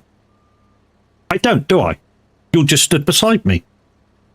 Now, if you come to me and go, excuse me, mate, do you have the key for that toilet? Yes. Can I use it, please? Yeah. There you go. You get what you want. It's the same with the bus drivers. Seems like half of them are rude. Yeah, I totally admit, a lot of drivers out there are jobs worth. There are drivers out there that are jobs worth. But like I say, if the person doesn't ask, how do you expect the person to know? They're not allowed to guess that you have something that you need extra help with. The one thing that a bus driver cannot do, even though some do it, is help you on the bus with your bags or your buggies or something. If you can't handle what you're doing, they're not supposed to help you. Reasoning is, and you might find this rude, but it's fact, if they hurt themselves, the company that they work for will not pay sick pay because they've injured themselves helping a customer. Disgusting, I know, but absolutely true. In some cases, they have to refuse to do stuff even though they want to help. That's not them, that's the company. And there's nothing that they can do about it. Because like I say, if they get sick or injure themselves in the aid of something like that, then the company just won't pay. And they're not covered. Like I say, it's stupid, but it's true. Absolutely true. And a lot of companies don't want to tell you. Because they'll say, oh yeah, our driver should have helped you. No. They're totally wrong. Because once the driver gets out of the seat and helps, if he then picks something heavy from your shopping and injures himself, the company then goes, shouldn't have done that, it's in the driver's manual. So, you can't always believe what the company are telling you either. They're just out to cover their own ass. So, it's a little bit of both. It's not always the driver, and he has to conduct himself within his own guidelines of what the company set out. So if he's refusing to do something that he's unsure about or whatever, it's not him being a twat. He's covering his own ass with the company. Because if he does something slightly wrong and you complain, the company will jump on his ass. And equally the other way around. The company in my area, one tells you that they have to help and it's the company policy, and the other says it's not. yeah, like I say, it's up to the company. For instance, the company I work for down here, which is Stagecoach, their policy is to help if you're able. But like I say, their also policy is if you injure yourself within that help, then they don't cover you. So it's kind of a contradictory in rules. The thing is, the drivers, because there's a kind of them and us barrier between higher management and drivers. A lot of drivers have started covering their own ass by just saying, no, sorry, we're not helping. Because even though they might get in a little bit of trouble, once they go in for that investigation, if it comes to a management investigation, they just put up the ruling or put up the thing in the handbook that says, if I injure myself, you don't do nothing about it. And they go, and management can't do nothing about that. They just go, yeah, okay. So they kind of cut their hand off to despise the rest of the body in that sort of aspect. Which once that's explained to everybody out there using the bus, people understand. I mean, people really, really understand. It's just like I've always said in my years of bus driving, taxi controlling, I will never lie for the company. Never ever lie for the company. So if I know there's no buses running or this and that and the other, I will just tell the customer the absolute truth. A lot of drivers don't do it. A lot of companies don't want you to do it. I don't give a shit. For instance, just before I went on the sick, there was a route that went down by 3 buses. So there was breakdowns, incidents, this and that and the other, 3 buses missing. People were going, where's all these buses? Where's all these buses? We're supposed to have X amount of buses. And I was like, breakdowns, incidents, traffic, all factors. Oh yeah, but it always happens for this bus. Hang on, if it always happens for this bus, I'll investigate it. Turns out that this bus that everybody's moaning about comes out from the depot and late, and a lot of the time it's given to another service, so they don't have the bus to take out. That's a little bit disgusting. I don't agree with that at all. But again, it happens.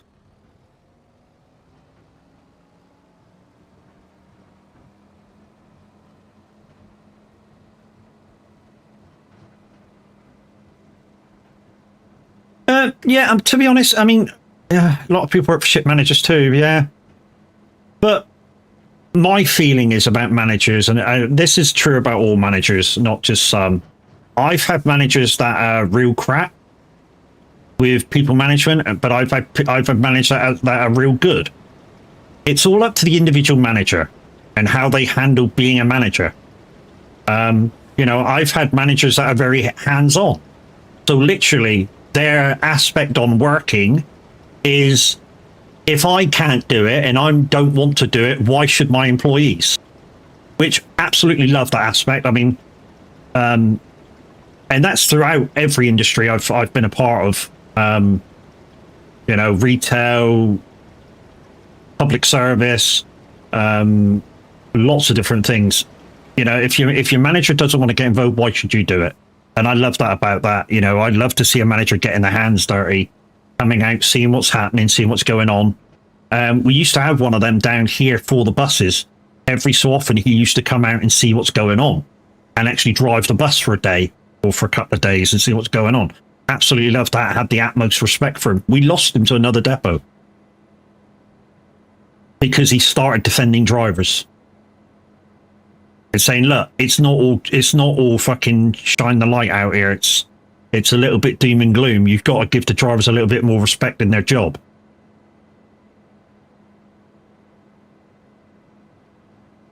But the drivers have more respect with that guy because he's out doing the job.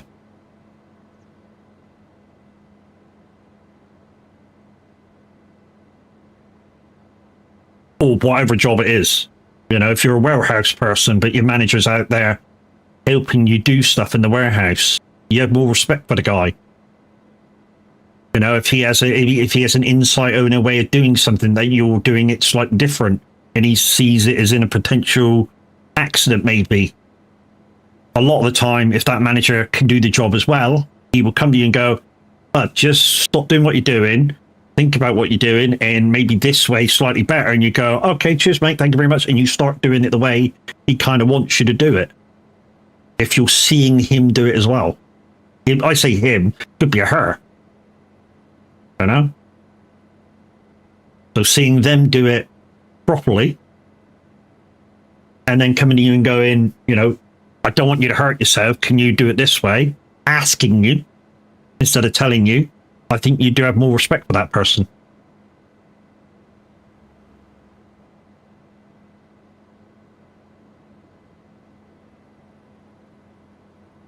So one thing I'll have to do after we get this field done, peoples, is we're going to have to tidy what the AI just missed.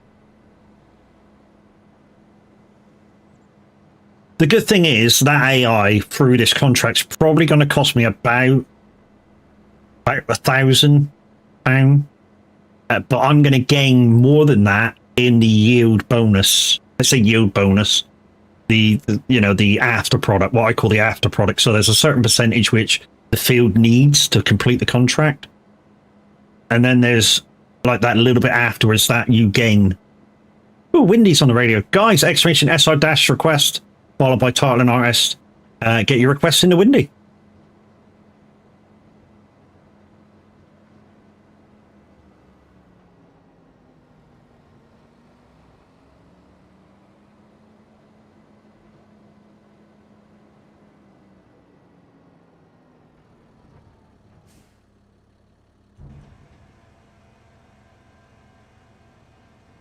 So we're harvesting carrots, as you can probably see. We're getting 250,000 at a time.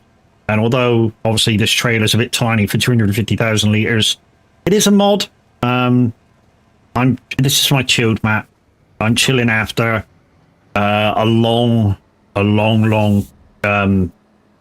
challenge map process. It's been my longest one so far, to be honest. Even if I did exploit the rules a tiny bit. In this time around. I say this time around because the Riverview one, I kind of found a lot of loopholes in Roy's rules, and he's now rectified them all. But I was the first person to use them, so of course I'm going to find slightly loopholes in them. And the next time I use them, yeah, I used strong arm a couple of times where I wasn't supposed to use it at all. But at the time I used this is no excuse, by the way. At the time I used strong arm, literally I had a trailer full of stuff, and if I'd have reset it, I'd have lost the product. And like I said in the lives, I'm not going to do that. I'm not going to lose product for that. Same as when the updates for the map happened. I'm not losing anything because of an update. You know? The amount of times I had to reset Riverview where Roy updated it and required a fresh save. I'm not doing that. I'm not losing anything for that. You know? So I just put it back. Yes, sometimes I put slightly different stuff back, but it was the same value.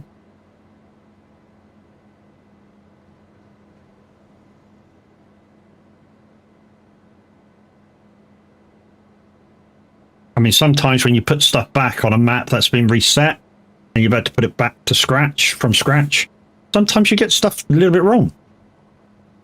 I'm not one to dismiss that or tell you that it's not happened either.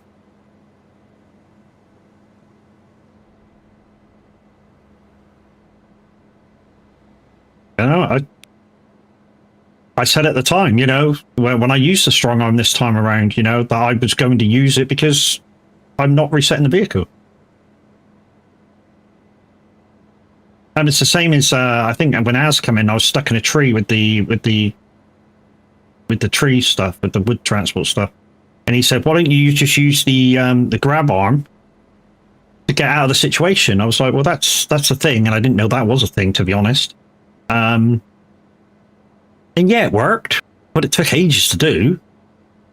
You know, and instead you can just jump out the tree, use a bit of strong arm, get out of the tree, and away you go. It's a 2-second job. You know? So, just to save time and effort, I'd rather do that. Yeah, it breaches the rules slightly, but it's not something that I wasn't going to do anyway by using the crane. You know, I was getting out of there anyway. Why not make it quicker by allowing a tiny bit of strong arm? It's not an excuse, it's a fact.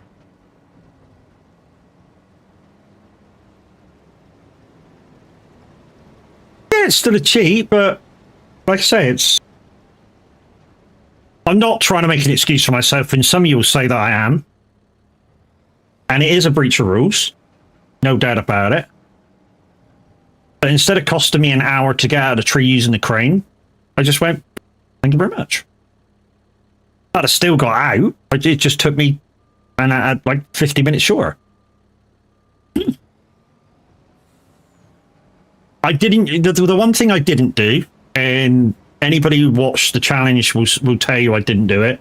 I didn't use anything to enhance the farming itself.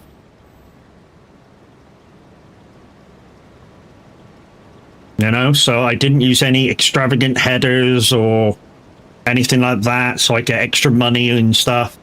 That was absolutely what it was.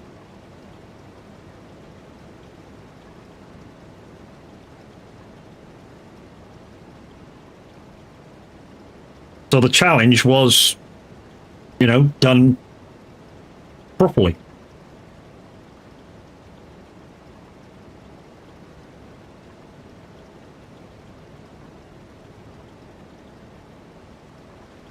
But that's the whole point of rules. It's a challenge playthrough.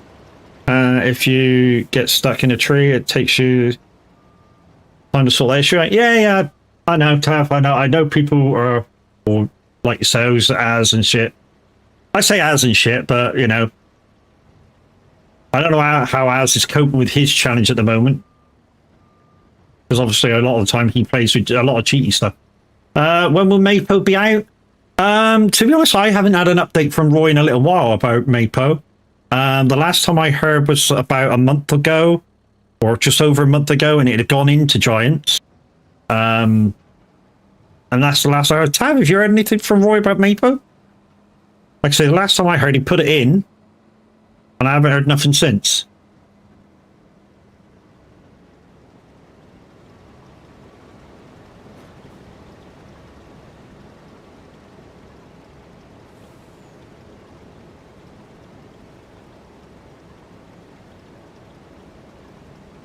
I can't get around Maple, I really can't.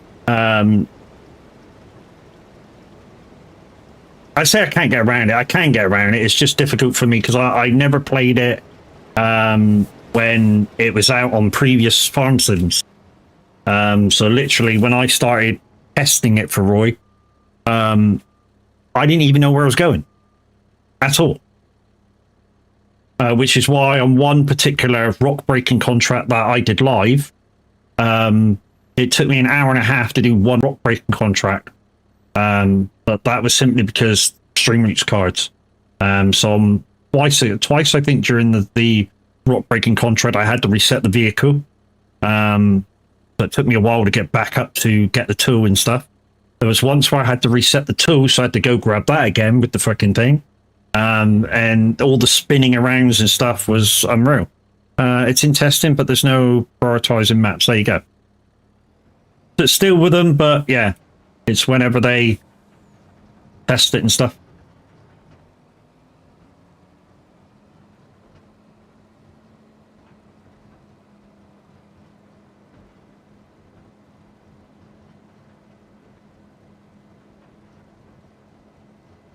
I could wait until this comes back up, but just I don't know why it misses this. I really don't. And it does it all the time. It's not the first time it's missed this. And it's not just the mod either. Like, use the normal version, does exactly the same.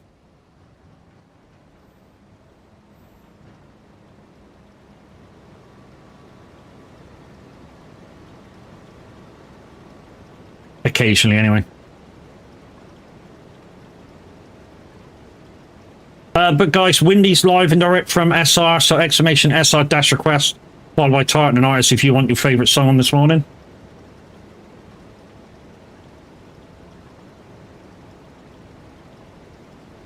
and the reason why I switched from Mapo to this one, guys, is because, yeah, the wife wanted to learn a bit of farming, and I figured this one was a much easier map for her to get round and to start learning stuff, rather than try it on Mapo. And I offered her the community farm as well to try and learn stuff, but then she was kind of nervous that she'd mess stuff up. I was speaking about the community farm, Tav. Can you check it? It wasn't on. It wasn't live this morning.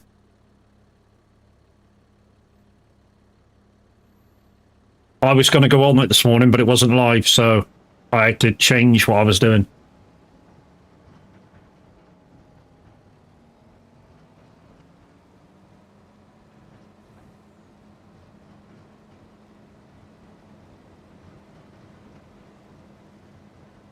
I mean, I did think that it probably just fell asleep where nobody been on it. I know that's the thing.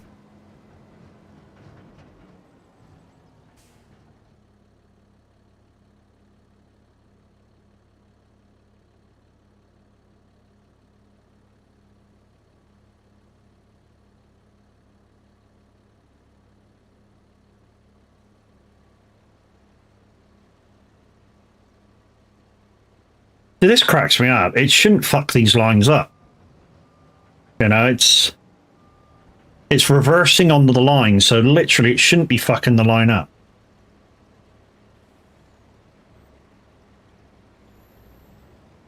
Unless it needs a sixth headland to be able to line up good.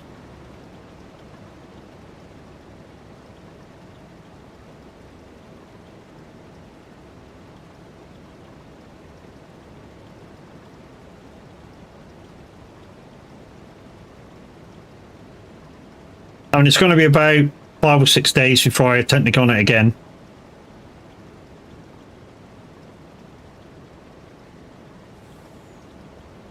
I don't have to ram to go on Dakota. I mean, literally, it would take all the RAM I have just to go on it. Let's take this up. And then there's none left for stream.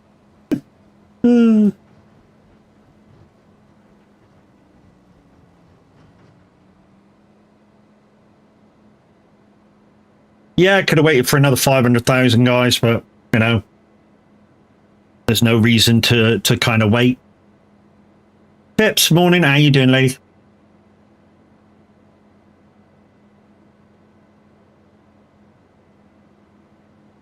Yeah, so wheat farmer, all I can say is it is still coming. It's with Giants at the moment, but like we said, there's no prioritization for maps. So it'll be here when it's here. All I can tell you is if you weren't part of the testing team, you will enjoy what comes out.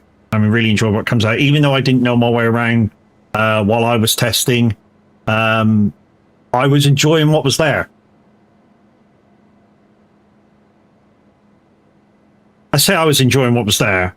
Yeah, as with Riverview, yeah, the extra 100,000 trees kind of don't help. No, I'm good, thanks. You going to pick up your cat today? Oh, I hope it's all right. Yeah, not too bad, not too bad.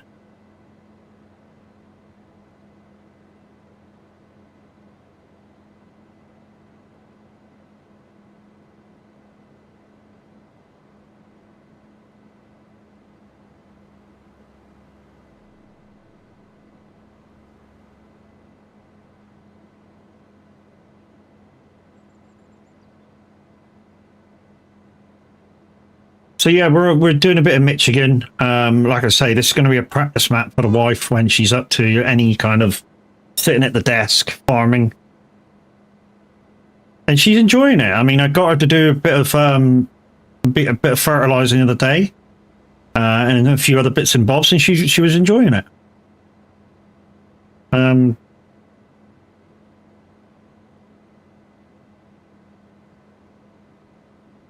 funny. It's fucking hilarious. She's fine. The lady I'm getting her off is going back to uni. She has... Oh, okay. So it's rehome the cat.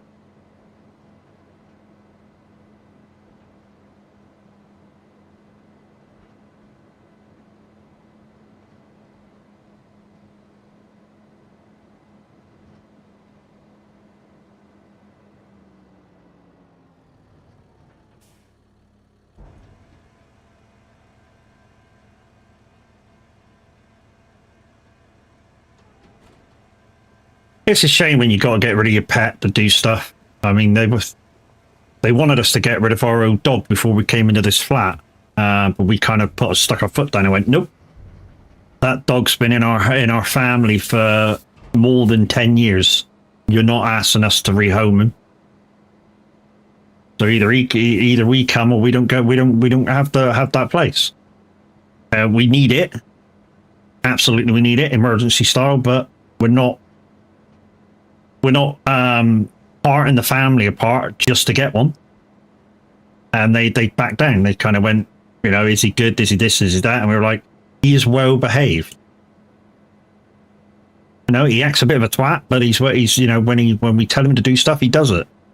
So, you know, he's not one of these dogs that house the place down if we leave him alone either. So we don't see a problem.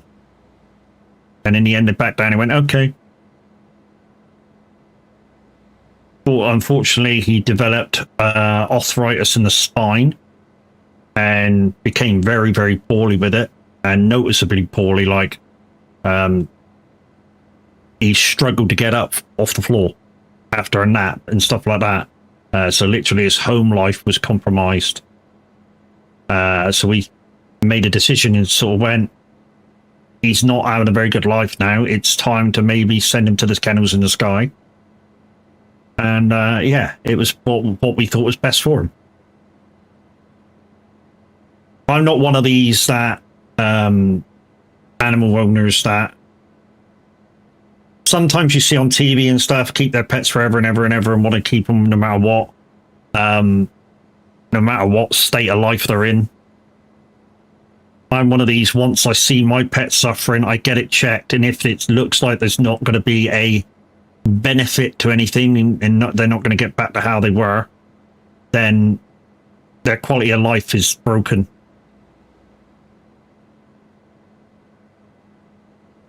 So you kind of do the best and stop the suffering. Now, some people might say that's brutal. Why don't you just do this and that and wait for the thing to work? Not always it's going to work. You know, you could make them suffer 3 times as much by waiting for whatever the vet is said to try and keep them alive with works or not. You know, their quality of life may go downhill, not up. It's a difficult decision. It's a heartbreaking decision. The day that it came for us to take him to the vet, I was devastated. I mean, literally devastated. I didn't want to do it. I didn't want to go, but the wife sort of talked me down and went, you know, it has to happen. You know, his quality of life is totally shit. Good morning, Chucky. How we doing? And to be honest, it was discussed that it was discussed that we wouldn't get another animal for a little while, but you're okay? That's good. Glad to hear it.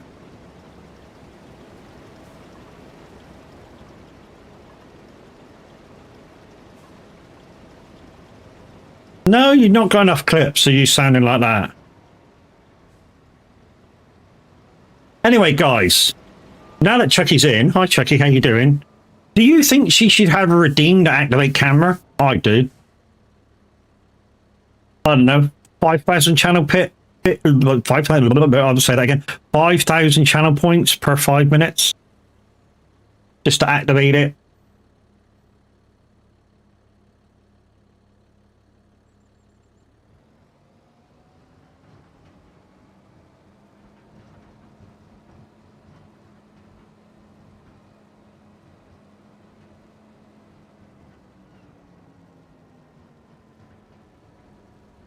she's got a camera, and we made sure as a community that she activated it for her charity stream.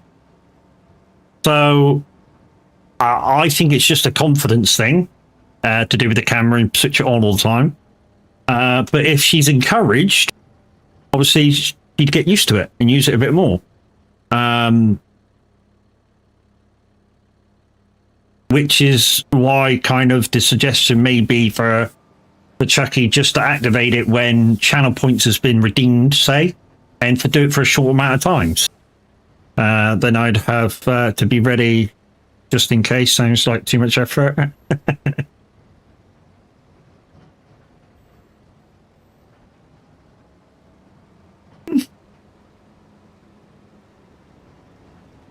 Have a camera, but I'm not switching it on either.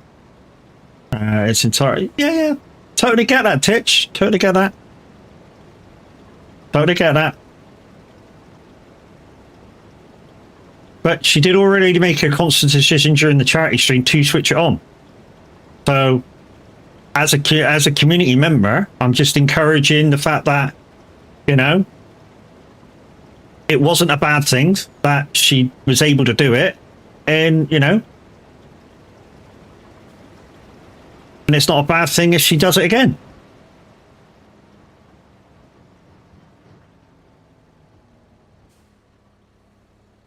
But like you say, it is entirely her choice, but it is our sort of thing as friends in the community and family of the community to encourage that she does try it again.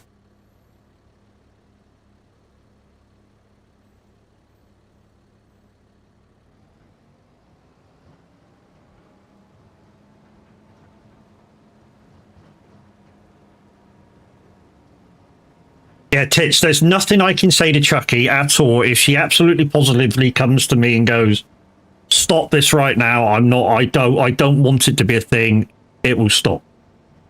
She hasn't done that. So you don't need to be so defensive. And I can tell you now, there's nothing that anybody can say to Chucky that's going to make her do anything she's not comfortable with. We know if Chucky says no, we know it's no.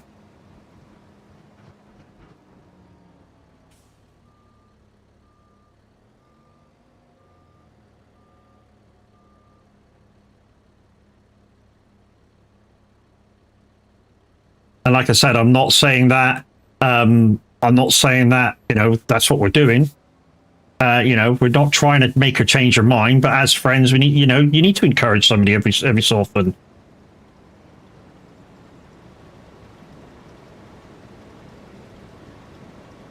It doesn't make you any less or more of a better streamer having a camera on or off. Absolutely not. How's the farming going? I think it's going good. We're doing a couple of root crop fields. Nice, I see what you've done there.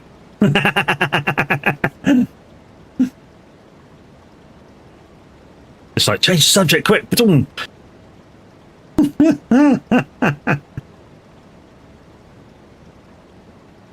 Yeah, it's going all right.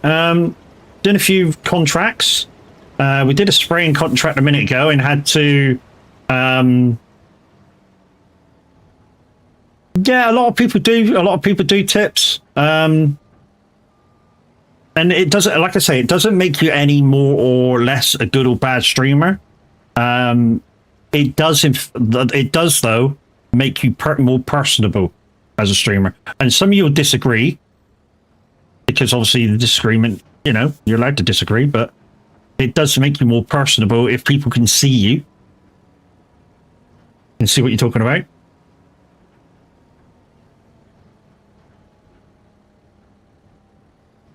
The joke answer?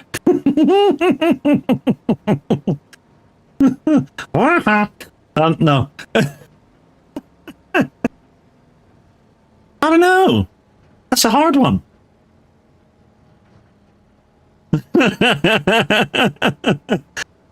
Yeah, that's a good one. Yeah, your back, your spine. Make that a bit more robotic.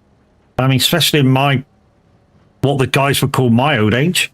Yeah, but that would help a good deal. I know my shoulder. You just want to see me telling people to fuck off. Yeah, but would that be a bad thing, Chucky? I mean, you're an adult stream, same as I am.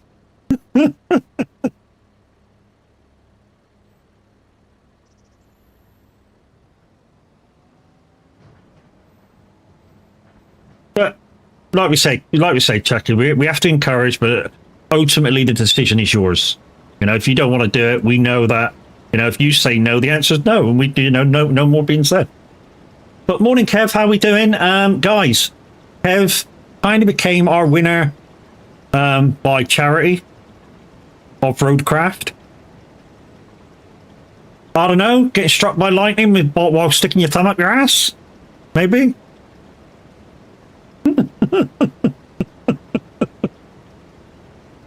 I'm trying to think of new answers to that one. 200,000, let's go.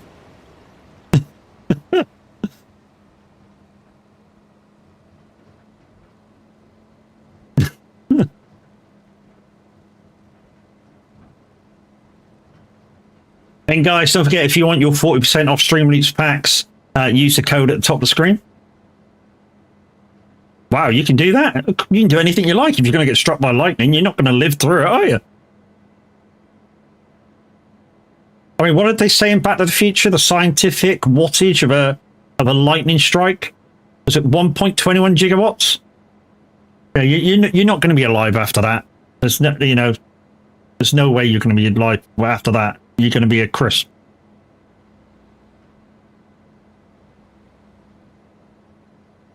So if you're going to get struck by lightning, you just won't get into a ridiculous pose before you get a hit. You're not flexible. I don't know. I just blurted it out.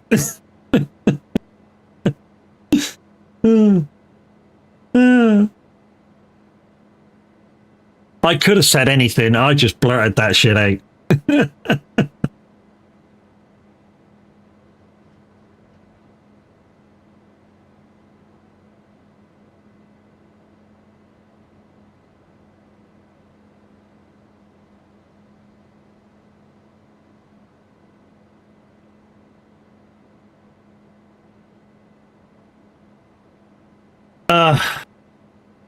I was going to say getting in a race car with Linda, but I don't think that's such a good idea.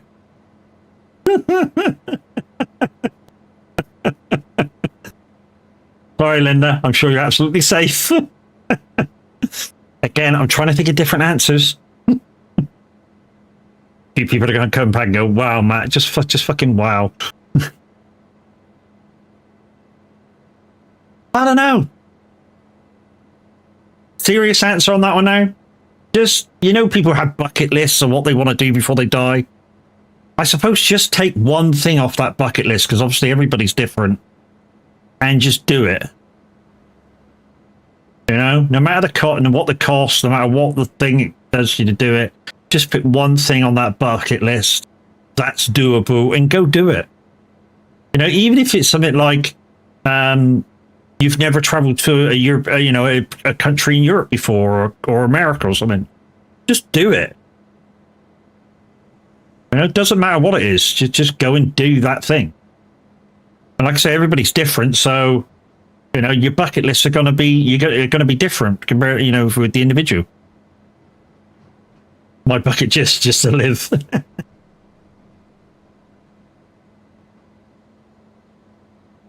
Come on, Tits, you can't tell me you've done everything on your bucket list. Nobody has.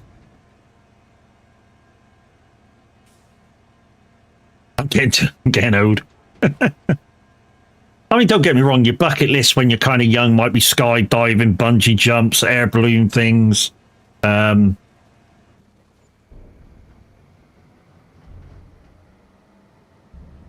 Win the lottery. It could be something stupid like that, you know. You have a big lottery win or something, you know. That could be on your bucket list. I mean, it's kind of random, but if you do win, but hey, it could be on your bucket list.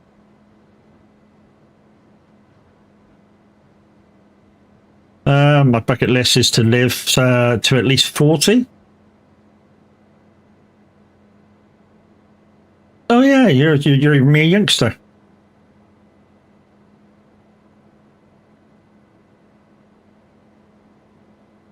Wow, windy. But thank you. Go check me.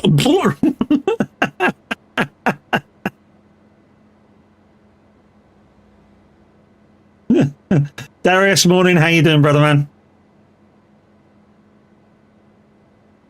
Oh, very much morning for you, isn't it too? Shit. No, night for you. Holy shit. Night, Darius.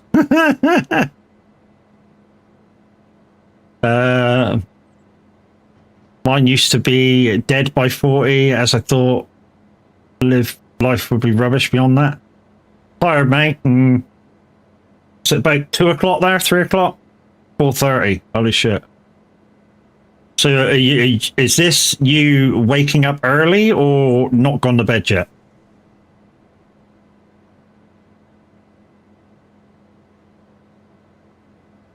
If we can get a shout out for Darius, guys, that'd be much appreciated if there's a mod around not doing nothing.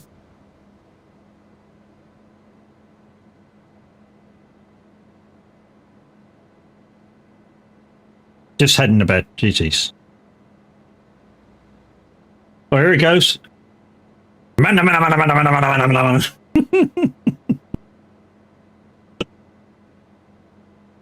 He likes that clip, guys. He likes that clip.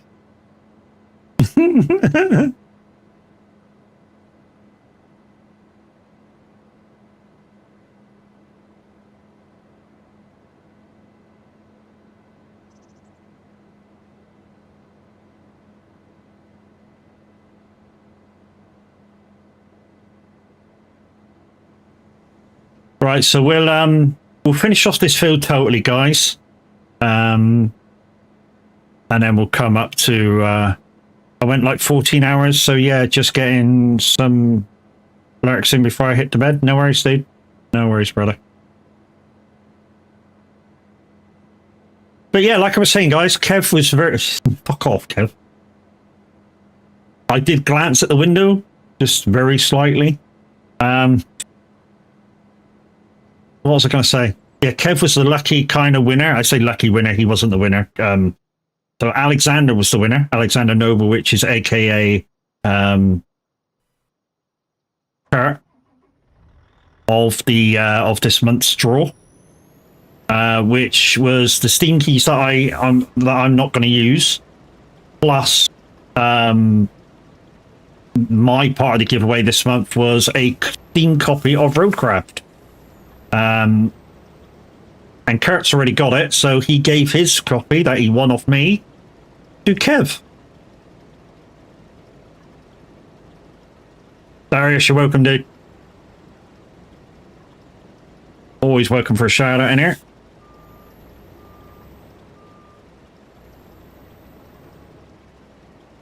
So yeah, on the 20th, Kev will be playing Roadcraft on PC.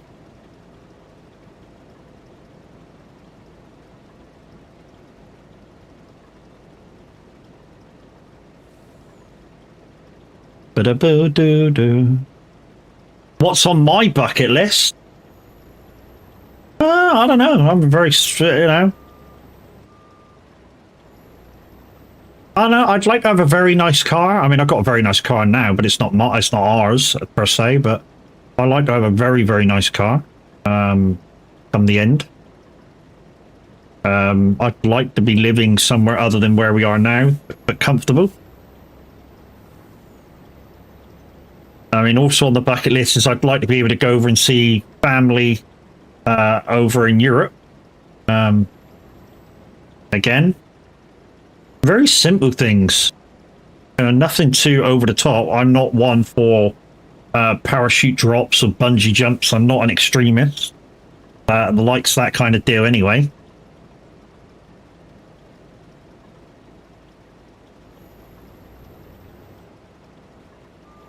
Jackie, you have a good one, love. Don't try not to kill anybody. She's not going to actually kill anybody, people. It's just a joke.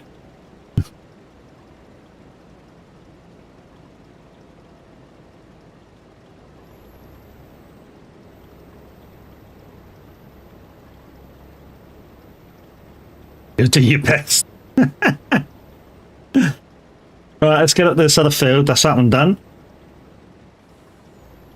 So wherever I got on board now, that will be put on this other field because they're both carrots. They're both going to the same factory.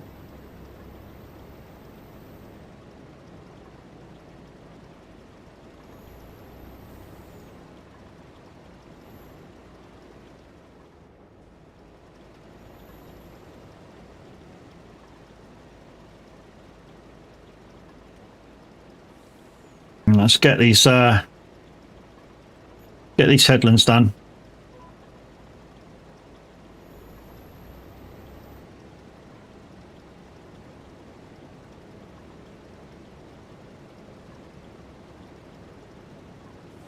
Yeah. I mean, what did it take to do that last field? About 40 minutes? And this is about the same to do, I suppose. A little longer, but didn't take that much longer because of the long ups and downs.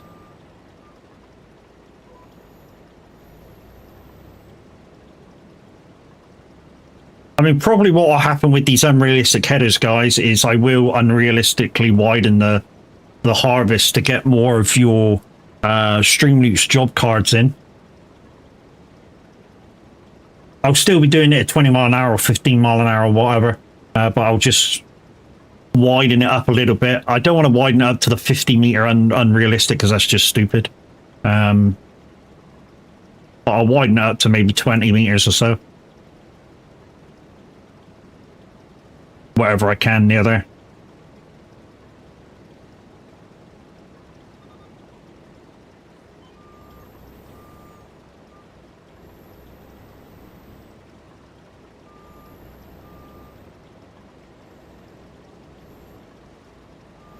Don't forget, peoples, Windy is live and direct right now on Simulator Radio, so please go and support by either requesting to the show, !SR-request, followed by title and artist, or you can just message the show, !SR-message, and just give them a little message saying, loving your work, dude. Keep it up.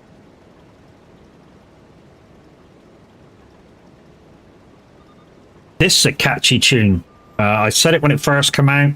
It's got that little bit of the song that is kind of annoying to hear, but for the most part, it's very, very catchy.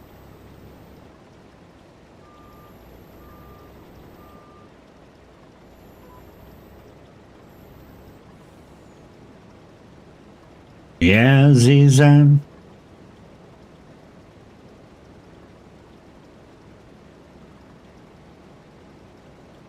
I'll tell you the bit that's kind of slightly annoying for me during this song. Coming up in a minute. This bit. Ding, ding, ding, ding, ding, ding, ding. It's not the tune. It's the sound of the instrument that's playing, or the electronic whatever it is that's playing. It's like just that annoying tone for me. But that's just me.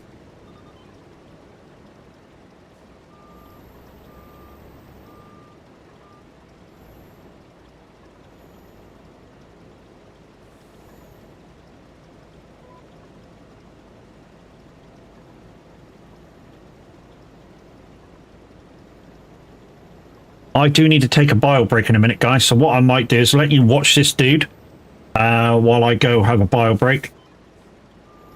He'll wreck the harvest. Well, I say wreck the harvest. They'll do. They kind of do it in their own way. I'll let you watch this dude while I go off and quickly have a quick bio break. Damn. There you go. So I should be right back in a couple of seconds' time. Well, a couple of seconds. Give me 2 minutes.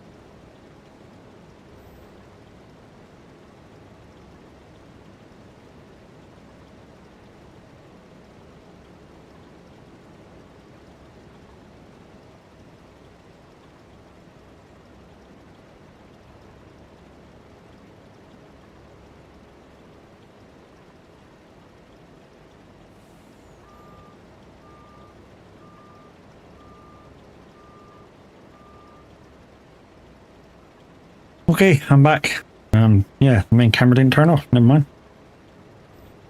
mind. Yeah. Let's turn you off.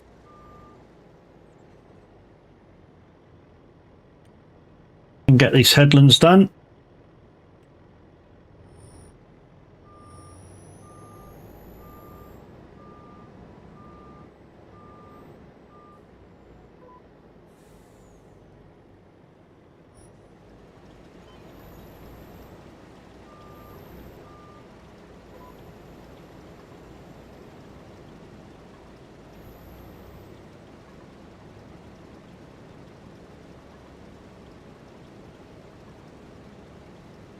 So that's just some of the things that you can play with, guys, on the channel points and on the Lumiere points.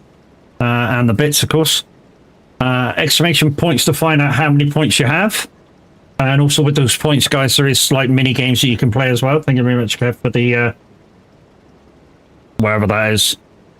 Cuckoo laughing.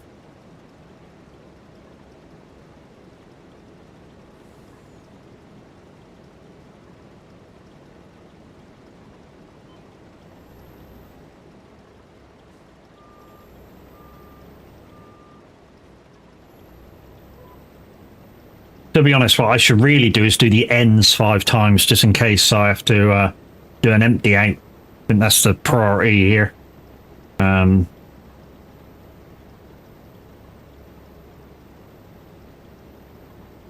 Yeah. That's the things I think I should do. Just do the ends.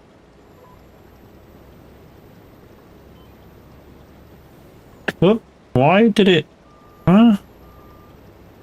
Was I going too fast when I engaged?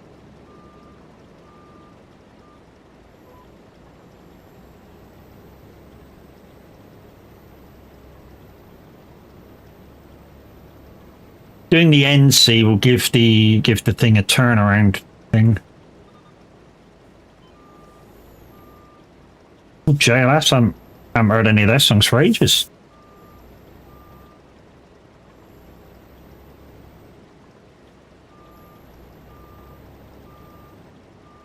Give me enough room to turn around so I don't end up in the dike.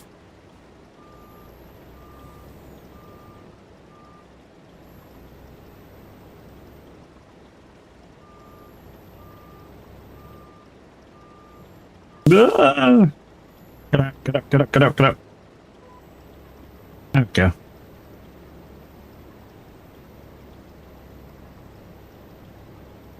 I mean, the good thing is a full load in this thing should be a full load in the trailer, so... Well,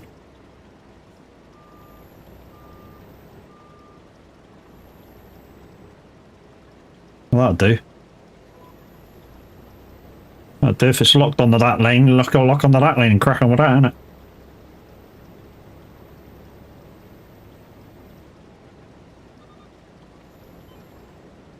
Guys, yes indeed, if you want to see amazing streamers, the link is in chat for the Son of a Glitch stream team. There's 10 members at the moment, go check them all out, and I will ask personally if you can pick every single one of them, hit the follow buttons, see what they're all about. If we're not for you, we're not for you, you can always unfollow. We don't bite unless of course you really want us to. I know that made that sound really creepy, but I didn't mean to. But...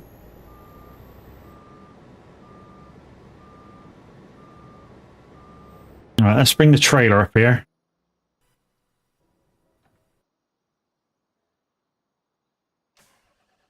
And we'll try and get these ends done, and then I can set the dude off on AI.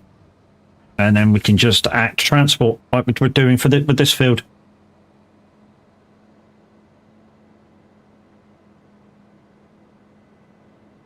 But morning, peoples. How are we doing? We're here keeping Minute 09 Gaming's slot warm.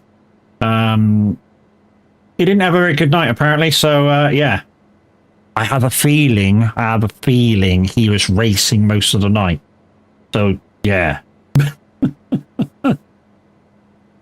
I have a feeling we got him into racing and he kind of likes it. So, yeah, I have a feeling he was dreaming about racing all night. Having nightmares about the Nuremberg ring. Well, not the Nuremberg ring, the Nordschleife, the big one.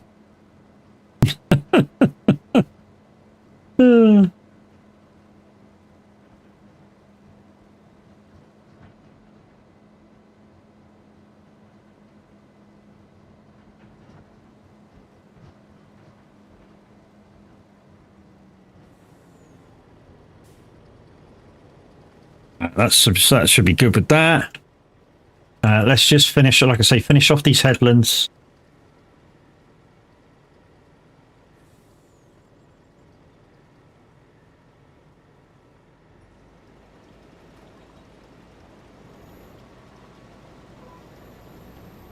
Let's finish these top and bottom headlands, guys, and then yeah, well, like I say, we'll put the AI driver back in and at pickup.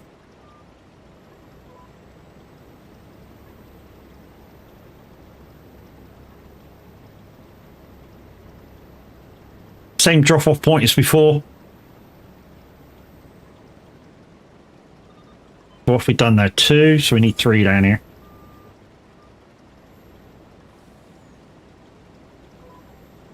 Oh, missed a bit.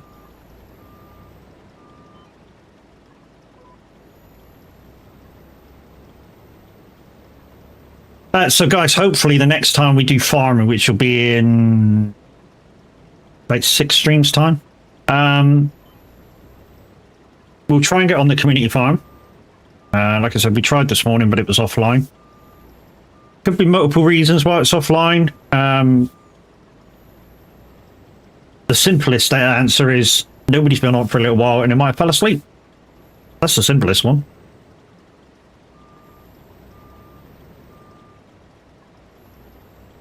And guys, here's another way to spend your Lumia points. Is you can do stuff like dual slots, roulette.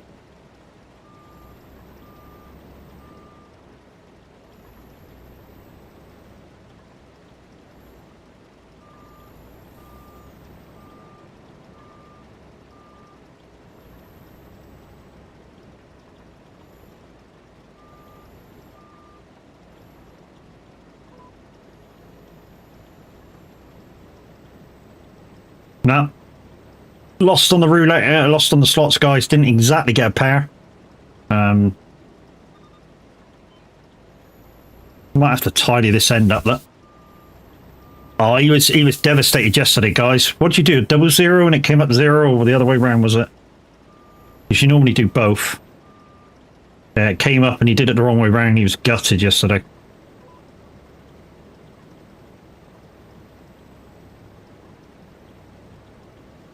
You've just done the same bit again, Kev. Ah!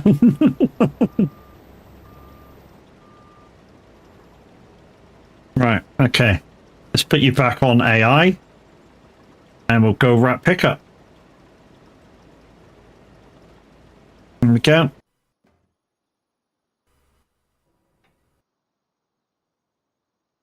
There we go.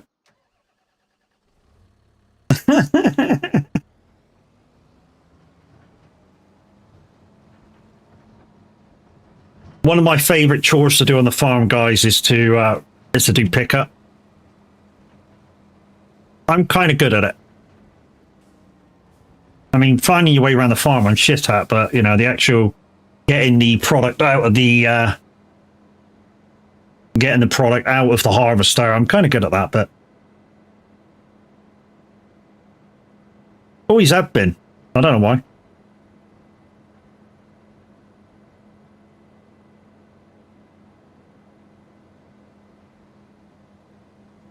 And it's not that I've ever done it in real life either, because I haven't.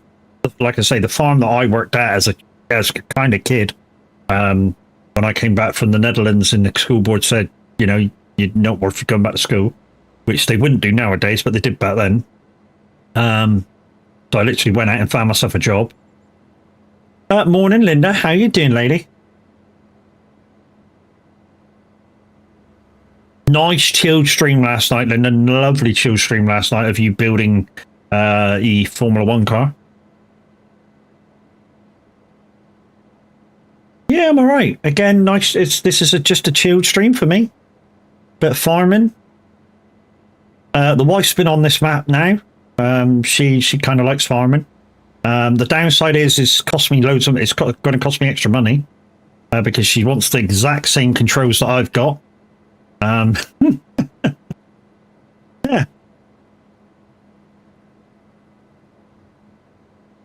I think she feels that, you know, if she comes in and uses mine to practice with, she's the kind of person to get used to how things feel and where they are. So she wants them to be that way and orientated when we get her some equipment.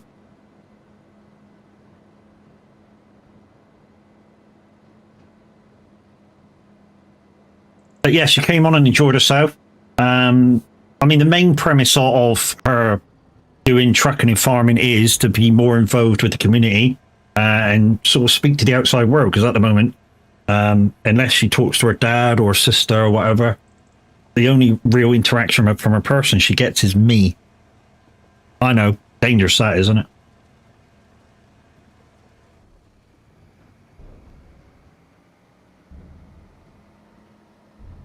So she wants to be, she wants to like get into the community thing again.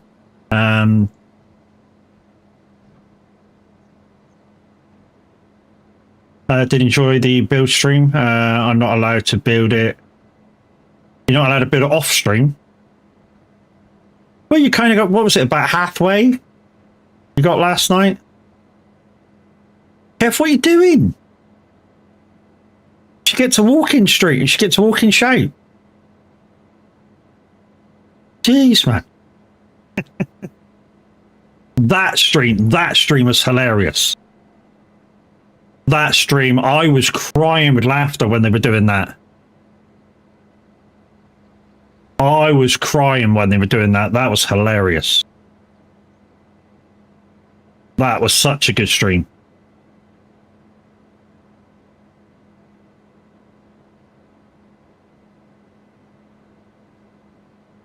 You're crying, mate.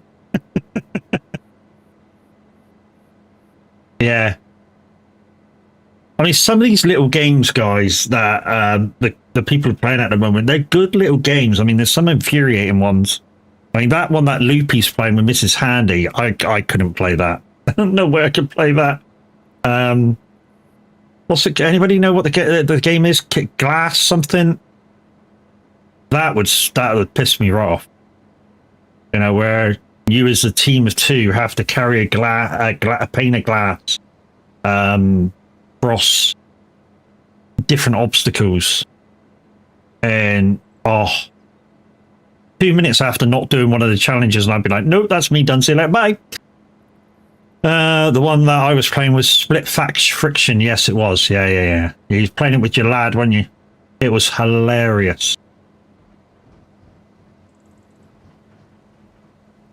I mean, don't get me wrong. Some of the things that they were having to do were kind of cool. You know, you go around, what was he doing? Shooting some stuff and riding bikes and bouncing off windows and road running and, you know, figuring out problems.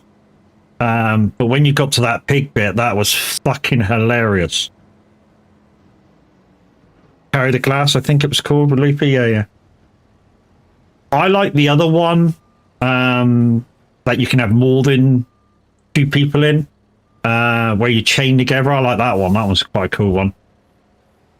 And with that one, you can also save your players that you're playing with by not falling off yourself, or by like pulling back the weight. So if there's one person off the thing, and there's like 3 or 4 you playing, the other people that are not dangling can pull him back up. Chain together, yeah. I like that one. Also, like Go with Friends, that's hilarious. We did that on the end of Chucky's charity day, because it was her community night at the same time. And we did that, and it's hilarious.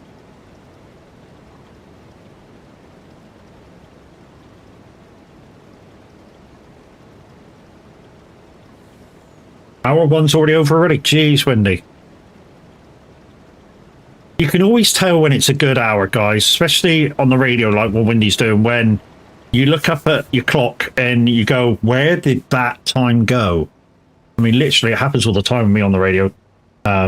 Whereas I have such a good time on the radio, you look up and go, wow, did I really do 2 hours or 3 hours or whatever I did? And it's like, yeah.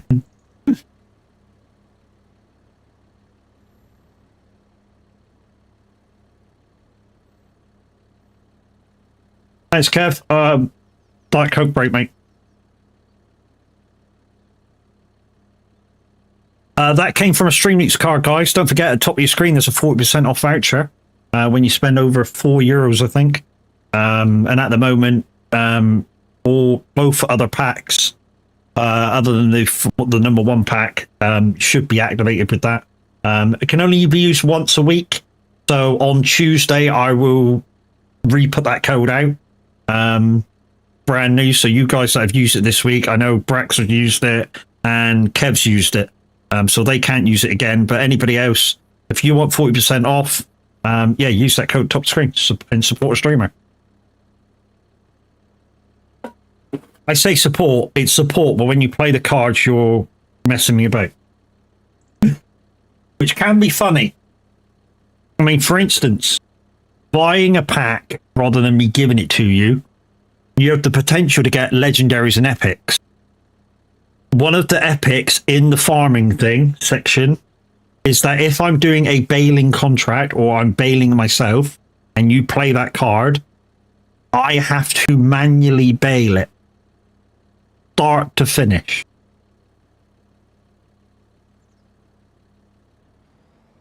I'm not great at manually bailing. I'm not bad, but I'm not great. So I can do it. It just takes a little bit of time for the brain to get around it. That's what I mean by I'm not great at it. Right, we're going to go down the bottom and wait for this guy for a refill, and then we're going to have to do that bit as well at some point. We'll do that a bit at the end. The only downside with this farm is, guys, some of the fields are so big that you guys that have got job cards may or may not get to play them in between stuff like this. Although I suppose I could do a contract myself, because obviously I've got an AI on this thing now, and all I have to do is wait for say 80% and then come over and empty him, and then empty this, and then I go, like, when I'm waiting now for the guy to fill up again, I can go do the other contract. I suppose.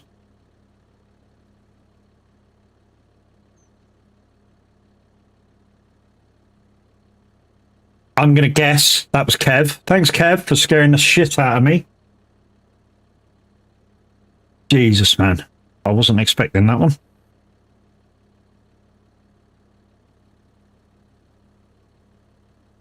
Okay.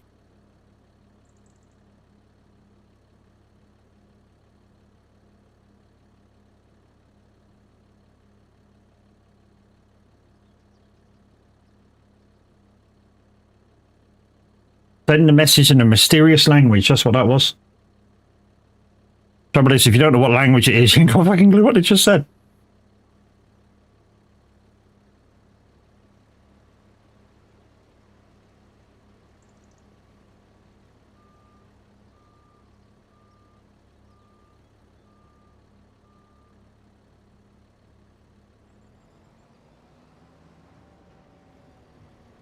So yeah, unfortunately, you guys coming in expecting a giveaway today, you missed it. It was yesterday. We just about managed to squeeze it in.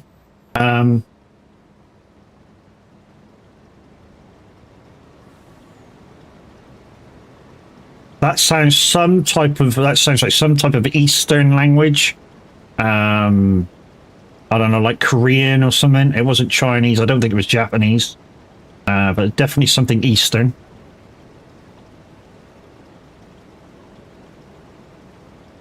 Kev says, Linda, hey, Linda, listen, Linda, listen. So that's what that was in that language.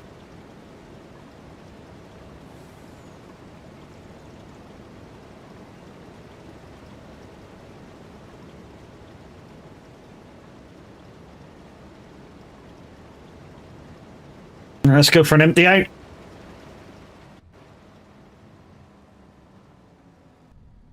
Ah.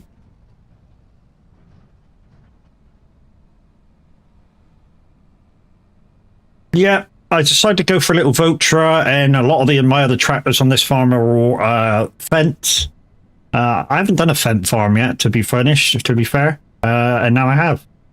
A lot of my other tractors are fence, so I've got that. I've got my favorite tractor on the farm, which is that Fent twin track. Absolute favorite. I mean, it's not overly quick, but the maneuverability of it's fantastic.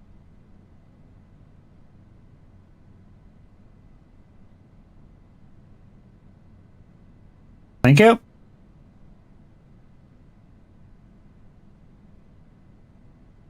And yeah, this is the Black Beauty.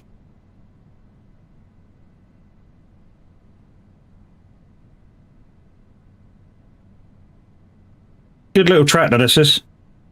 I say good little tractor. And I say little, it's 400 and I want to say 20 horsepower. So it's no slouch. 420, 450, I forget, but it's 400-ish horsepower. So it's, like I say, it's no slouch. I think it's in the high bracket as well, not medium. And yeah. Good tractor, this. Good thing about it is it has a side seat, so like if the wife does want to come on one day and not do anything, and she just wants to see how I do stuff, she can hop in the seat and just look at it from my point of view while I'm doing stuff. And then when it comes to her doing it, she should be able to copy.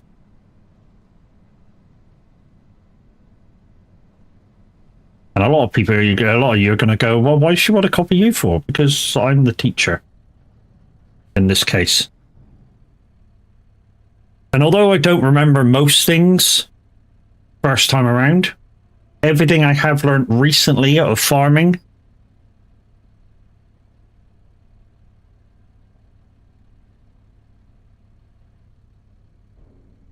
do a trick, I dare you. I was going to do a trick, actually. When I say do a trick, I was going to get a motorcycle, and just down from my farm there's a kind of ramp, and I was going to go off that. What do you think, people? You think I should do that? Buy a motorcycle and go off that ramp? I got enough for a motorcycle. Yeah? Let me get this tractor back to farm, then we'll do that. It seemed a bit weird, though, riding a motorcycle with a steering wheel, but, you know, it's a thing.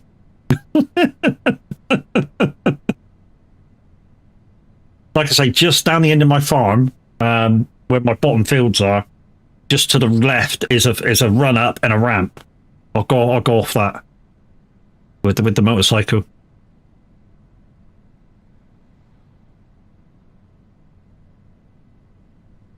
Once again, guys, if you're looking for a Discord full of gamers, if you're over 18, look no further. Come and join the family at the soags, the Son of a Glitch Gamers.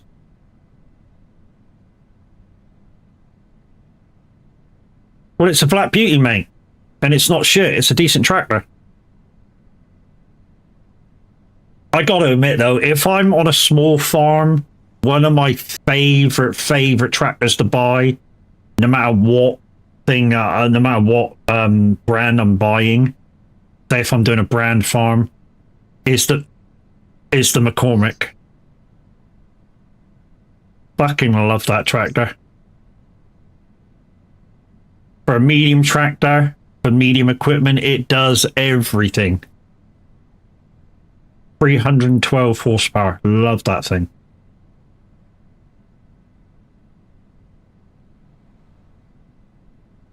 Right, we'll do an offload when we get back. And yeah, like I say, we'll go buy a motorcycle.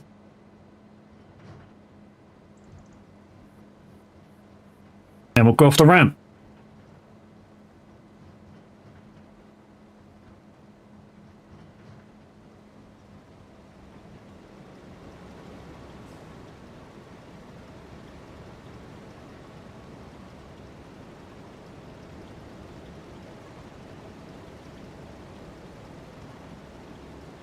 That'll do. Alright. Ditch you off. Is there anything any motorcycles in the discount store?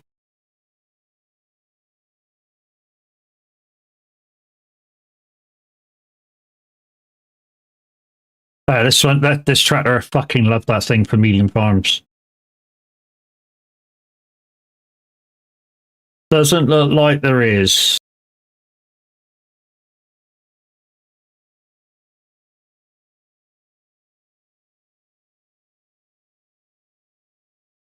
Nah, nothing in discount store. Let's see here.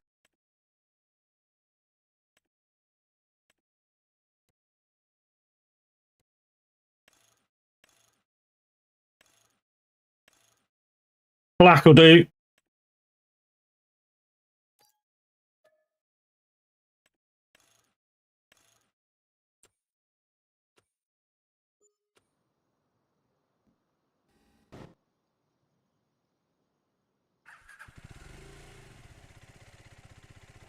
Think I should be wearing safety equipment for this fucking jump, you know?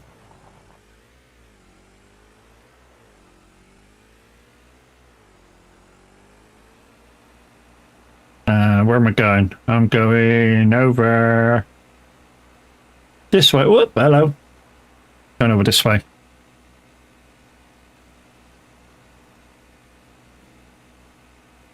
I'm not going to wreck my field. Going over it. It's just easier to find.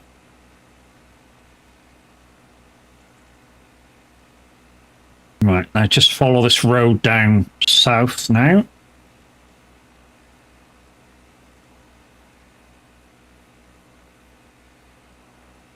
Oh, right, just past this house on the left, or the shed on the left, is the jump. So we'll slow down a bit. So see it just there? That's the ramp.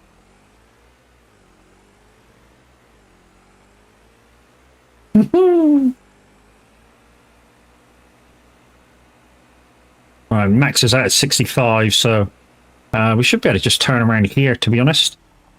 That'll do. Here we go then.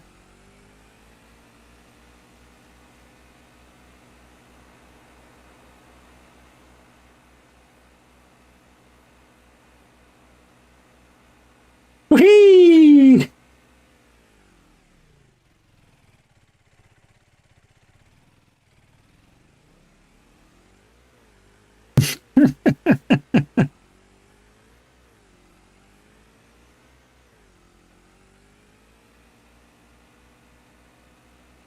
Well, I would have broke the guy's back already.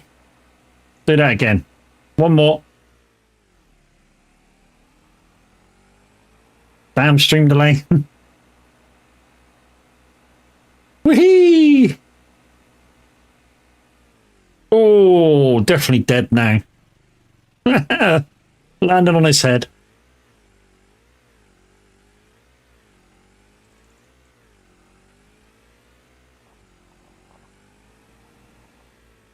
It's part of this thing outside the house for later.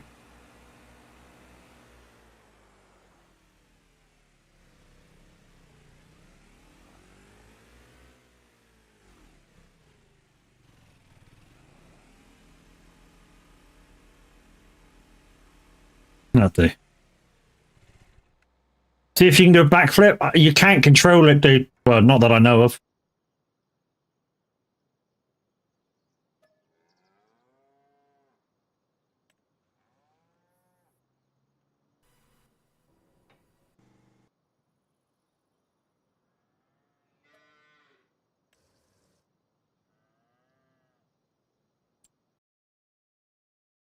Right, I just need to check this up here.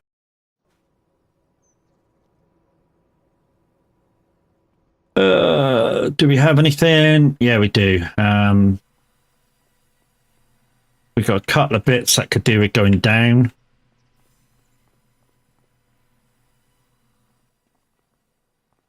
To the playground. In at the playground is the... We'll do that in a minute.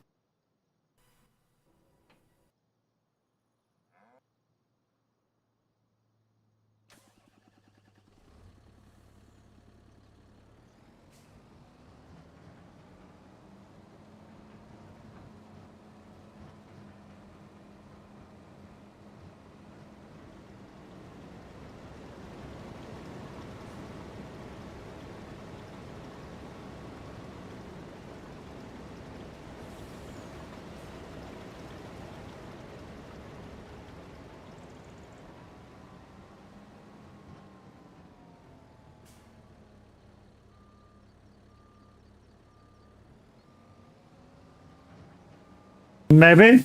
Maybe not. I mean, if you could control it, control the bike in midair with, say, sticks or something, it may be possible.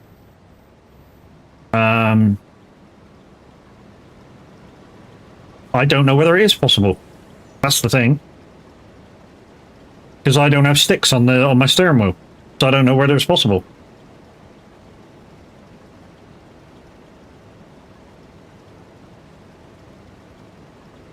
But I'm betting one of the sticks is for view on your controller.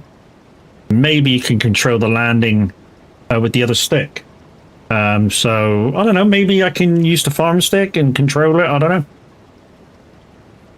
We'll go back and have a look, since I've now emptied that dude.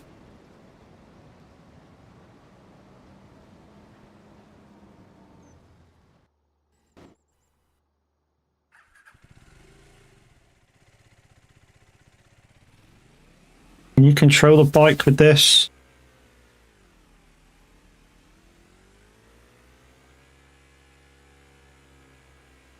I think not, because otherwise you'll be able to do a wheelie.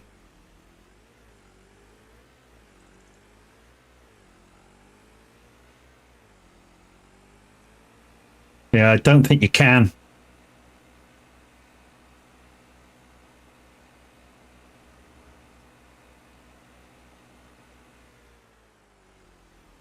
We'll find out.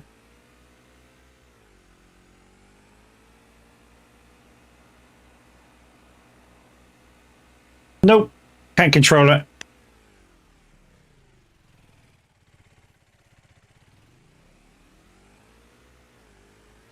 So there's no control over the vehicle in midair. That I know of.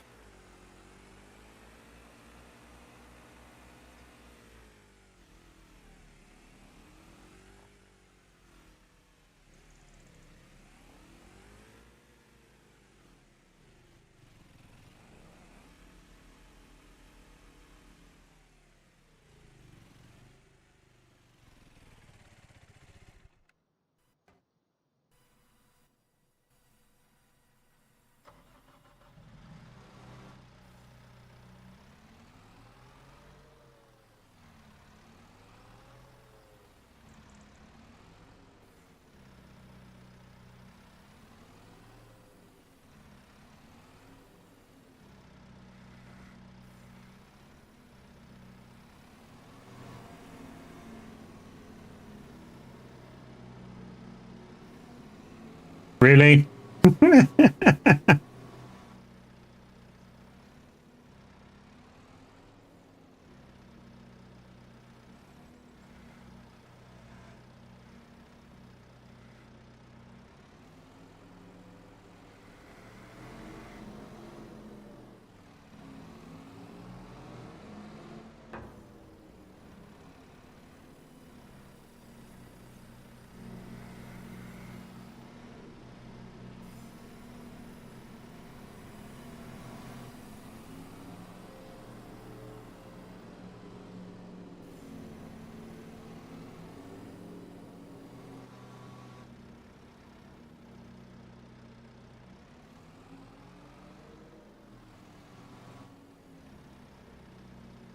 No, that's a bit off.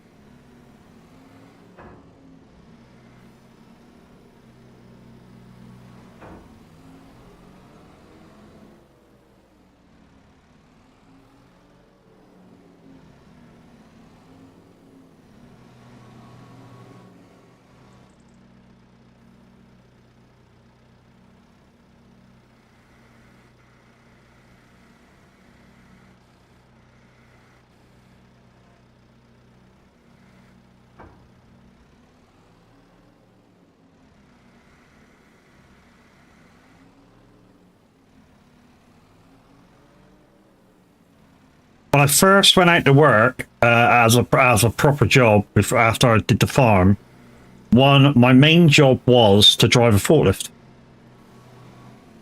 So the controls are actually very familiar to me.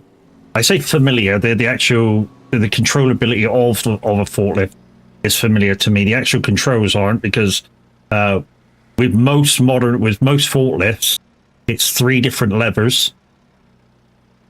So what you'll, because I drove an electric counterbalance forklift, so I think this is a counterbalance. So basically, has a weight on the back. You can tilt and lift and stuff, and you can also move the forks ever so slightly side to side. I think you can do that with this one, although I haven't tried. Right,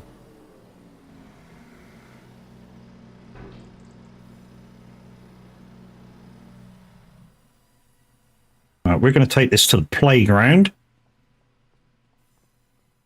while we're waiting for that to load.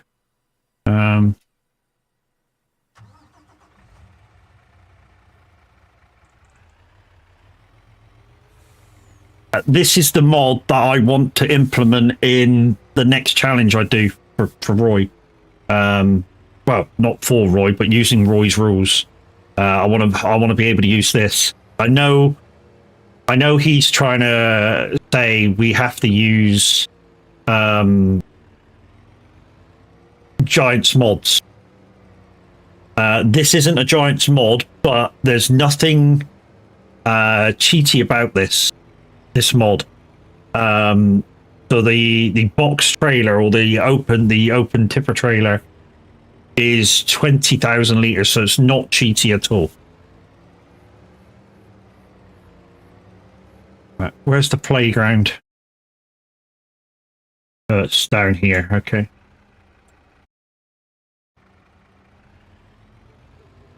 Yeah, so it's not cheaty at all. And like I say, when I do the next challenge, it's not a case of if. When I do the next challenge, like I say, I need to have a quick chat with Roy and see if I can use this mod as well. Like I say, it's not cheaty whatsoever. It's the Anthem 6x4 mod. I think it's very good. I mean, there's a slight problem with the slurry tanker, but I reckon that'll be fixed sooner rather than later. Whoa, whoa, whoa, whoa, whoa, whoa.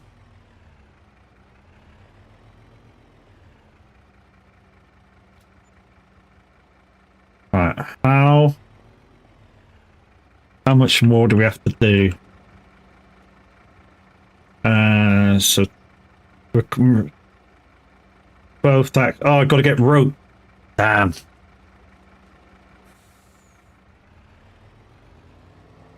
We might have to buy rope. So I'm not making any. I don't know how to make rope. We might have to buy some rope. 12,000 liters of it though. Jesus.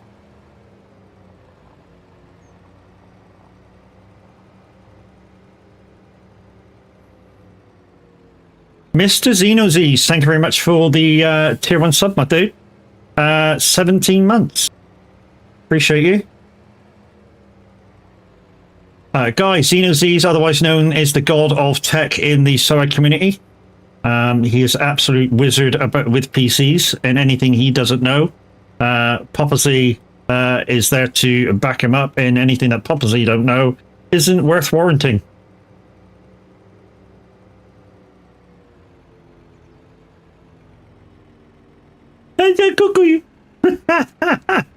I watched that the other day. Over the hedge. Oh, so funny.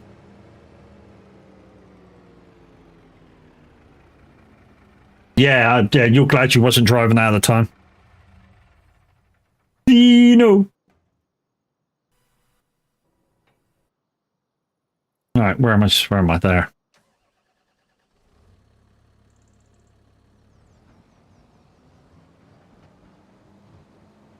So we'll possibly get this field done before the end, guys. We've tried to jump in the bike, and yeah, we can't control it. I mean, there might be a way to control it, but I don't have the premise to figure out at the moment.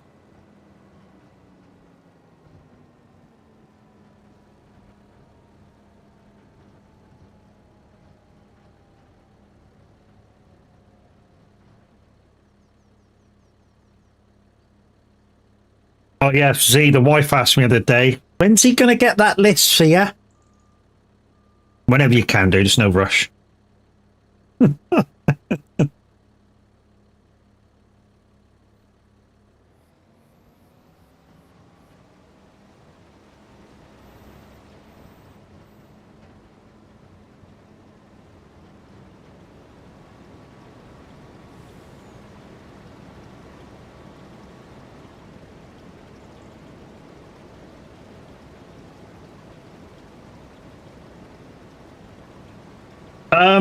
To be honest, that thing that you built, the one that you built for Venus, I think, is kind of good enough. I mean, that's a good PC that you built for Venus. What? Didn't say it like that.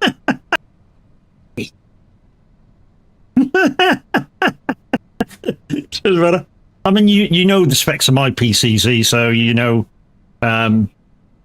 what's a step up and what's a not a step up. What? Well, thanks for letting everybody you know that you were in the toilet. Jeez.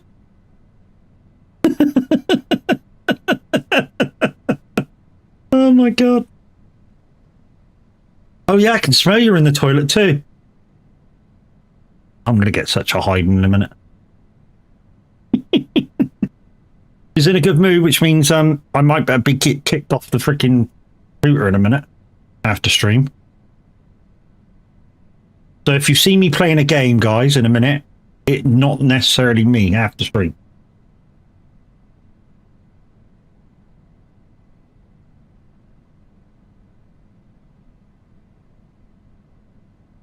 You won't be racing though. Oh, Teddy Swims. I've been listening to a lot of his songs lately on TikTok and stuff. Dude just has a voice you could fall asleep to. Kev. I'm going to blame Kev now every time because Kev's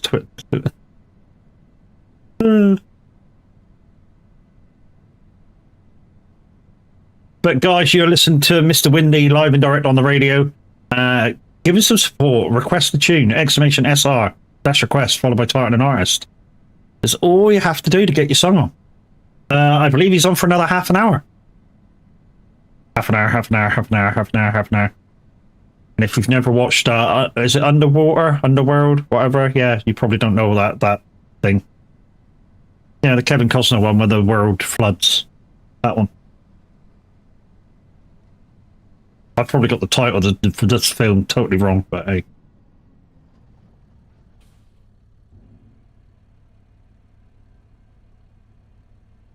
Waterworld, that's it, yeah. Waterworld, when he meets that other dude. And, sorry guys, you Scottish guys, because obviously the other guy that he meets on the water is, I don't know whether he's slightly Scottish or he's just used that accent. And they're trying to trade off. And he goes, people! If you never seen people, terrible accent. I know it's just the one he does to the fucking American doing a Scottish accent, and they're terrible at it. The only one that I know that has ever really done a really good Scottish accent, that's an American, was Robin Williams. Fucking, he was brilliant at it. Sounding more Irish.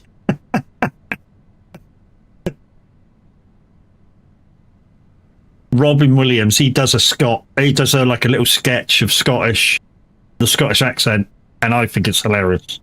It is fucking brilliant.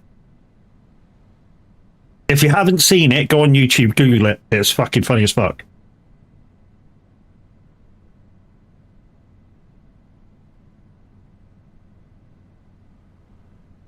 Yeah, the late great Robin Williams, the comedian actor. Just type in Robin Williams Scottish, and he literally does a little 5-minute, 10-minute sketch about it, and it's funny as fuck.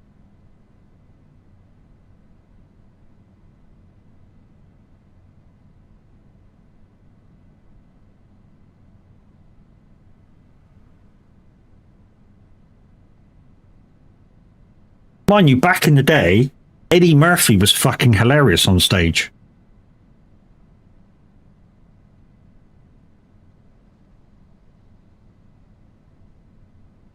The Canadian Mike Myers. Oh yeah, yeah.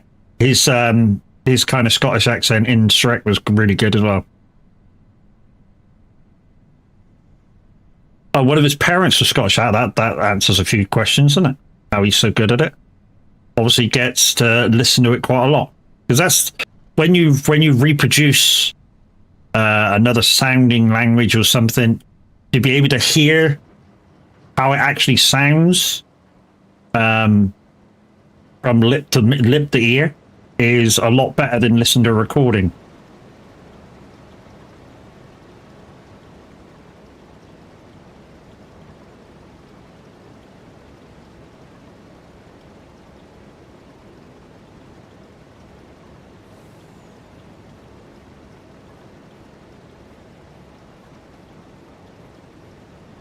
So we're about 2/3 done with this field, so we should be either finished or very close to finishing this field by end of stream. And then we'll show Raid out into the average Viking. I don't know what he's up to today.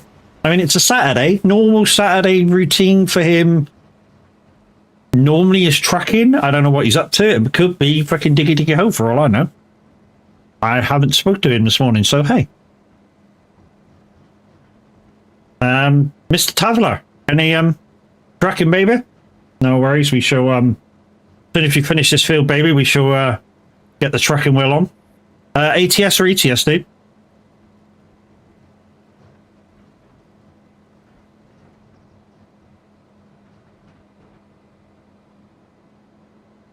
I know it's a lot of questions since you're probably drinking your coffee.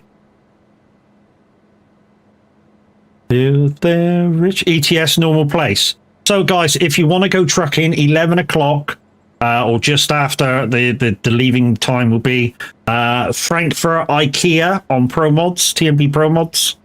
Yeah, you want to go trucking with the guys? That's where the meetup is.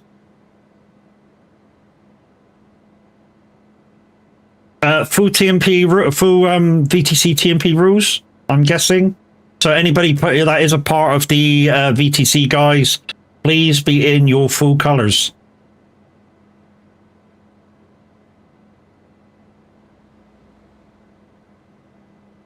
And if you want to be part of the VTC or a VTC, if you're not already in one, exclamation VTC in chat will give you the details of how to become part of an awesome company, Viking Transport. I'm biased, but it is an awesome company to be part of. Very relaxed. There is a few rules. That yeah, you. Since we mentioned the VTC guys, long ad or short ad? What do you reckon? Should we do long ad or short ad? Since we happen to mention it. Long? You want the long ad, do you? Okay. Long ad it is.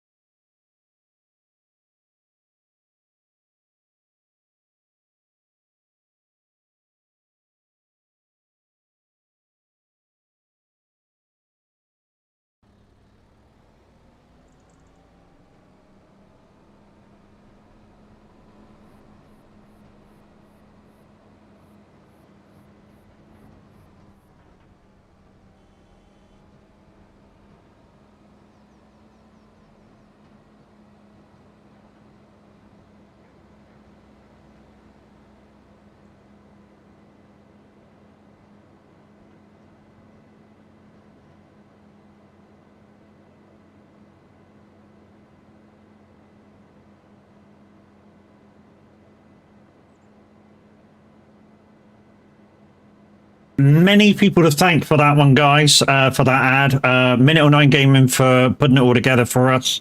The guys of a few trucking VTCs actually for the VOD on that. Beavar, notably. The guys from that. I think it was their birthday. Yeah, I think it was their birthday convoy that most of that was shot at. So yeah, big thanks to them, and like I say, big thanks to Minute 09 Gaming for putting that together to music. And yeah, if you want to come and join a fabulous VTC, don't forget to follow the instructions. So if you are a complete noob and don't know what a VTC is, it's a virtual trucking company. So if you're out there trucking on ATS and ETS and you want your miles to count for something, you join a VTC. And basically, what you do is you download a piece of software to record your mileage. So we use Trucksbook. All that does is just sit at one side of your computer, and just the only time it really becomes active is when you are finishing a job, and then it puts your mileage up to the web page, and it counts towards the company mileage. It does now track the mileage you have left on a job, so it is a little bit more active than it used to be. But as soon as you get that configured and start logging mileage, then obviously your mileage counts for something. We have a monthly requirement of 660 miles, which takes under an hour. So if you get a 700-mile job and do 56, 58, literally it will take you about 50 minutes to complete. So you could do your monthly mileage in less than an hour. And if you're on ATS, it takes about 40 minutes because the speed requirement is a lot higher. So race miles starts at 62 on ETS, starts at 81.2 or something like that on ATS. So yeah, a lot faster. I normally stick between 56 and 58 on ETS, and on ATS I stick between 70 and 75 just to be safe. Demonic, good morning. How are you doing?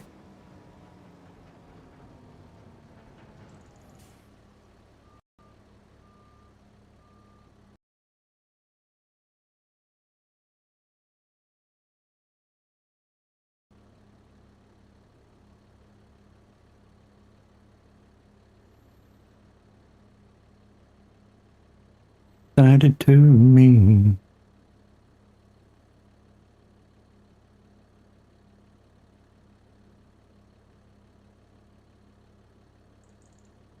Also, guys, while I'm trucking and farming, look at the channel points. There is some things that are primarily for ETS. There's some things that, well, there's nothing in there for ATS, but primarily. But you can make me wear silly things like this mask here, which is stupid because literally it has 3 slots here and 3 slots there to see through, and I basically can't see a fucking thing. It's literally very difficult to see anything.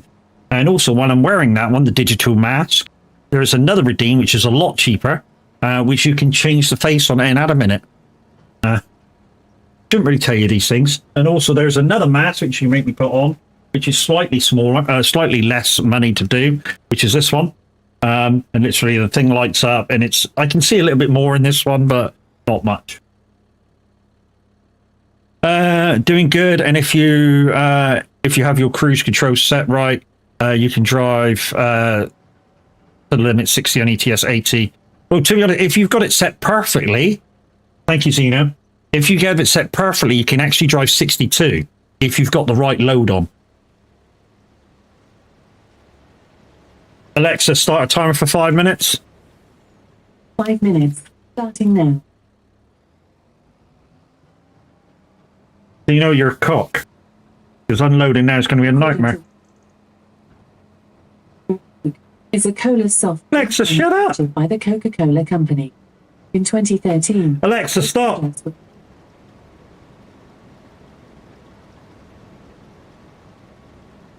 Alexa, add 1 minute to timer. 1 minute added. You now have about 5 minutes and 35 seconds left. Oh look, Kev's got a love heart.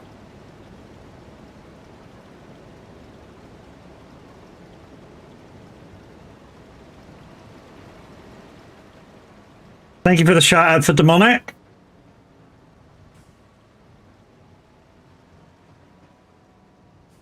And for Titch, another one for Titch. Oh yeah, she's in a fetus position. And guys, don't forget the Average Viking live at 11 o'clock on ETS. TMP Pro Mods kickoff is Frankfurt in the normal place of IKEA. Oh dear, Chucky, that's not very good, is it? I'm simply going to say, guys, there's so many shout-outs happening at the moment that I can't really see or keep up with. If you're being shouted out, guys, it means that you're worth being shouted out.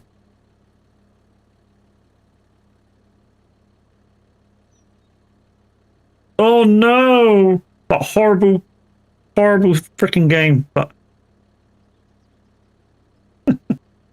I say it's horrible because I can't play it. What's that? Road America? That's that first race which we all watched you in, wasn't it? That one. When you were racing with Class and Magoo, the 24-hour one. Oh, change mask again. Oh, I'm radioactive.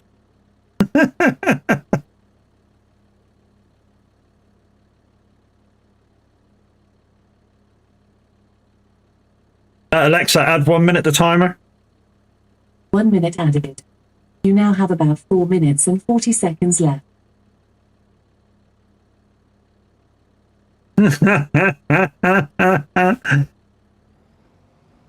Love it when Xeno gets jump scared.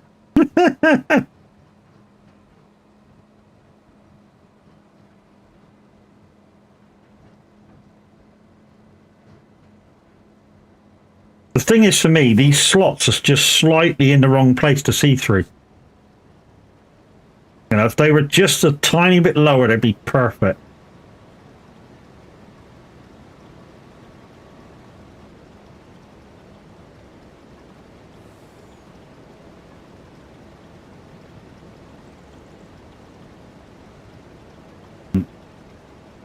Wait for it to go down and back, and we can offload that.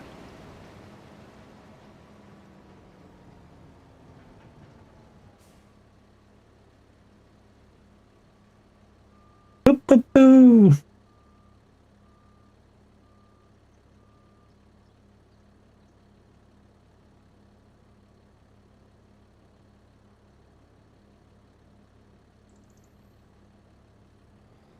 Go down the bottom and wait for it.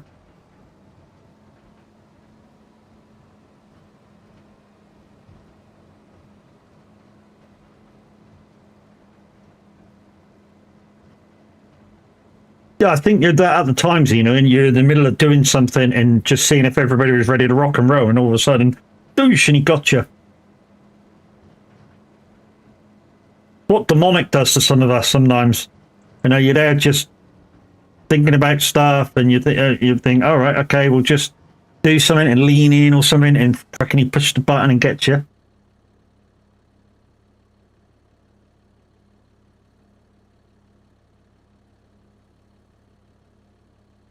I know something with this thing on my face gets warm. Put my fan on.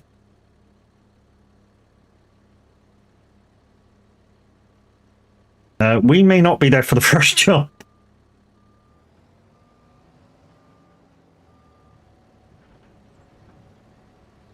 Could do with a bit of trucking a day. I mean, depending if the wife wants to go out or not. Being all right. I mean, she seems to be in good chipper.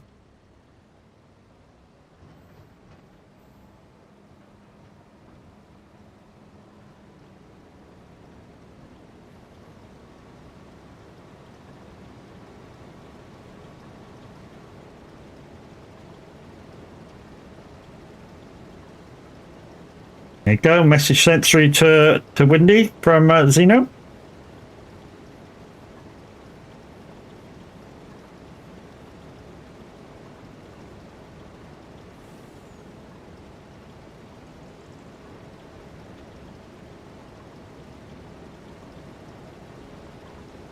Whoop.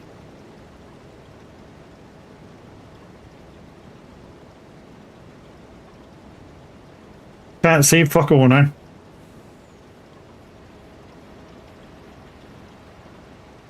Fuck it, let's go for an offload.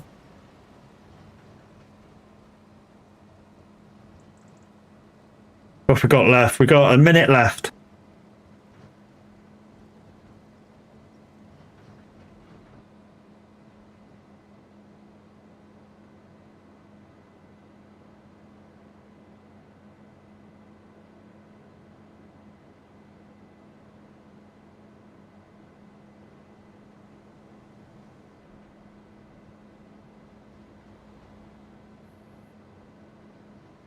So whatever the face is when it finishes, I can make you wear it for the rest of the stream.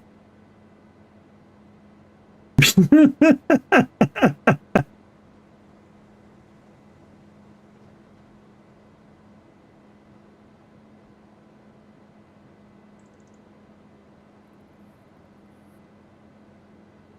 think there's an extra cooldown on it if you let the time run out.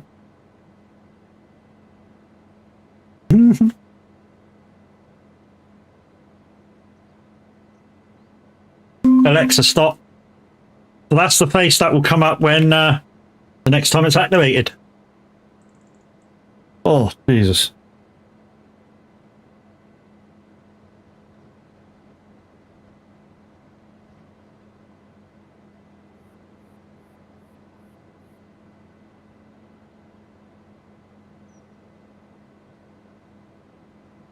If you're wondering what the cost is to wear a mask for the whole stream, and I'll wear that one for the whole stream, it's expensive. And it's not channel points.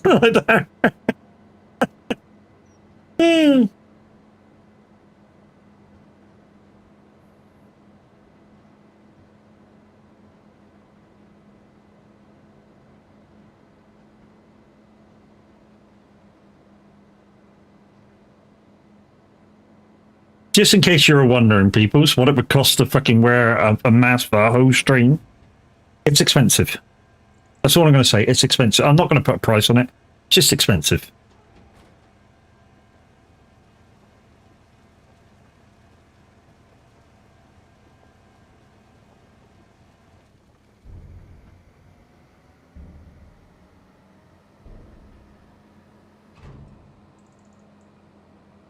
The only reason why it would be expensive is because wearing it for a 3-hour stream, my face would be like boiling itself over.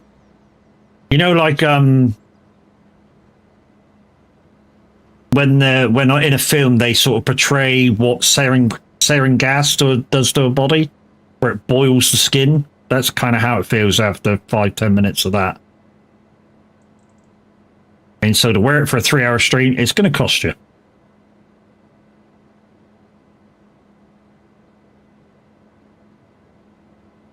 Like 100 subs or some shit. That sort of costs you.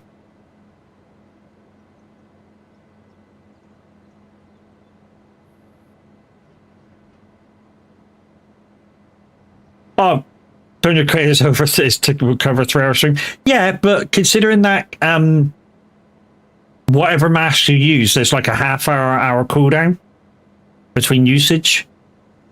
I think it's half hour between the next usage. So literally, you can make me wear it for 5 minutes. Say it's that one. You can press the button, and make me wear it for 5 minutes. But with the other one, you can't extend it, and then it's a cooldown for 25 minutes after I take it off. So I get to take it off. So you couldn't spend that much in a stream anyway. I mean, the only way you could make me wear one for a whole stream would be to make me put that one on, which obviously is 20k, and then keep adding $2,000, whatever it is, for the minutes.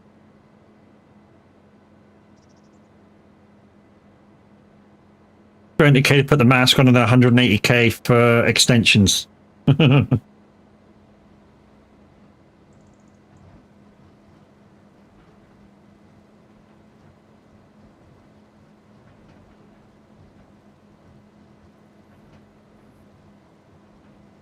So he's already calculated what it would cost to make me put the mask on for the whole stream.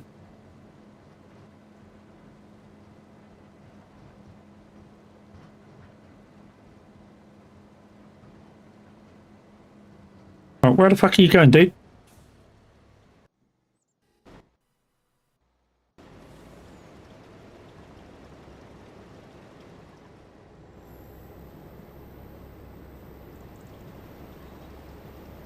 Yeah, it's only 1 minute added every time, not 5 minutes. Hey Nuts, how you doing, brother? Shout out for Fat Nuts Walking, shout out for Fat Nuts Peoples. Go check him out. He's a great streamer when he's about. And also, guys, check out his Discord because he has a schedule in his Discord of what he's doing when he's going to be live. At the moment, he's taking time out because he's got family over. But he'll be back. He will be back.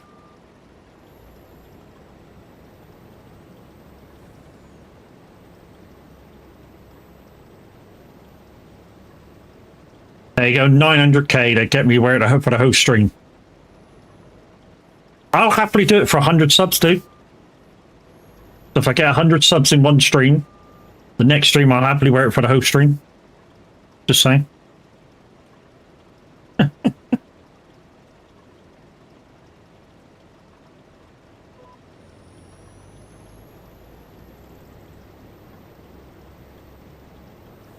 Might set that as a goal, you know.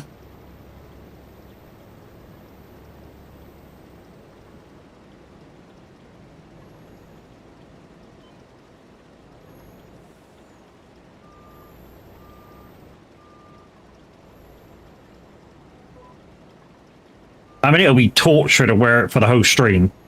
It really will be torture. I shouldn't really set you guys, any guys, you know, anything like that goes to do, because you normally fucking hit them to make the person suffer. I mean, at the moment, just wearing that mask for 6 minutes or 8 minutes, or whatever it was, my face is fucking boiling. Even with the fan beside me, my face is like proper boiling.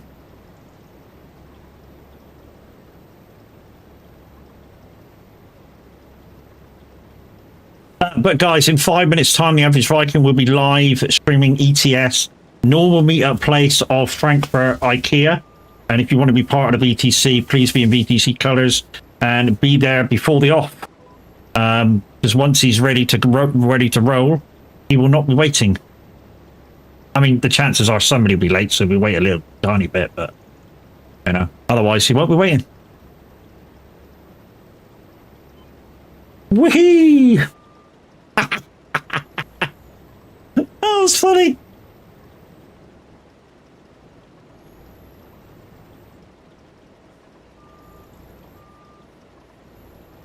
Let's just check this side on the way up, and it's just the top. Fucking power slided it.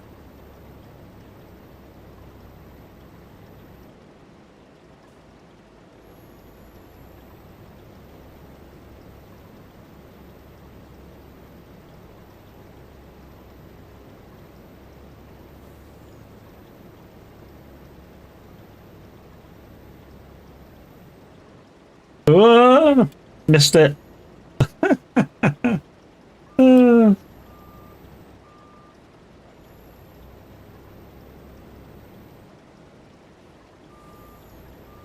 Missed that because I'm a twat.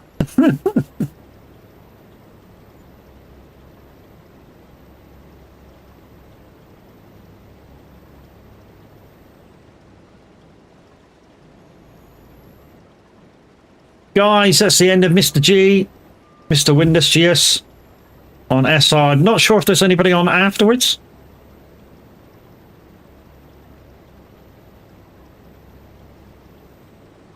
I haven't looked at the timetable today.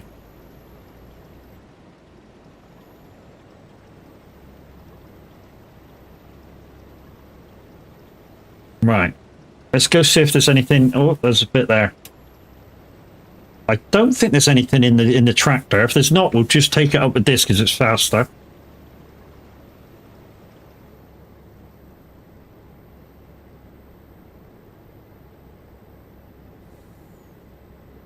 there anything in the tractor? Don't think there is. No. Okay, let's go. Isn't it top 30 or something today? No, that's Sunday. Sunday, mate.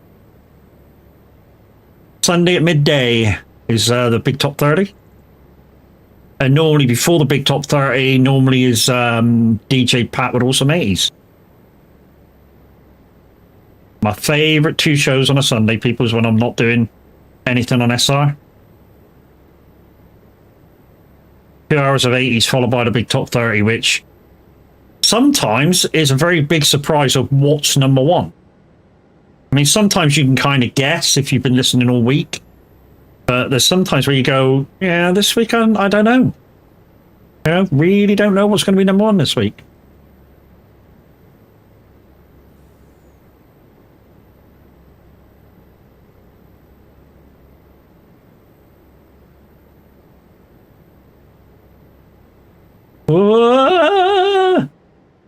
Lost it. Big time lost it. Guys, don't go anywhere. We'll be raiding to the average Viking very shortly. Few too many berries there, but hey, it's me.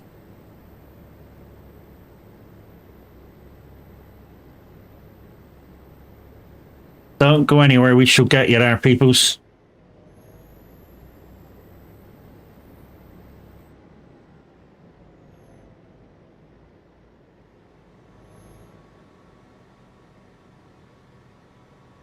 And don't forget, every month we do a giveaway. We've already done it for this month. Alexander Noble won it over on YouTube.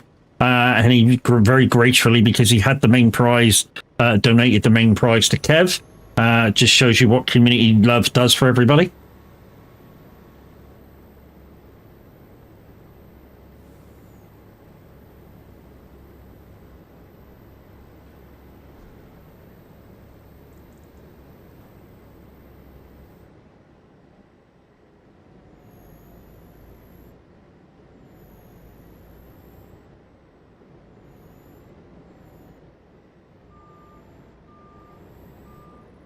What we might do while we're right beside the repair station is just make the pickup a little bit more, not too unrealistic, because I don't like that shit, but we might make it a little bit more.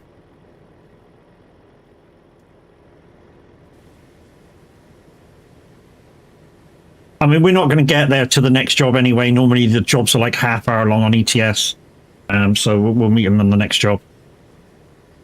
I say that they might want a bit of music, so I might go do a show on Simulator Radio if there's time. I know Cool Kids at 3 today. So we got the Saturday show by Cool Kid, like I say, at 3 o'clock.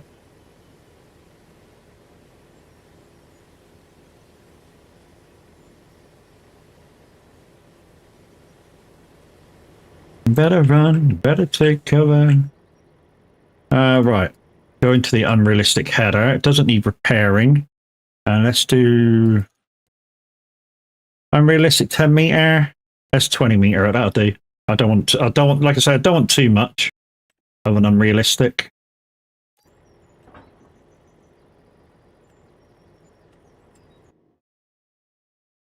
Hey, I've just gone into the thing. I've still got out of the freaking, still got out of the pit.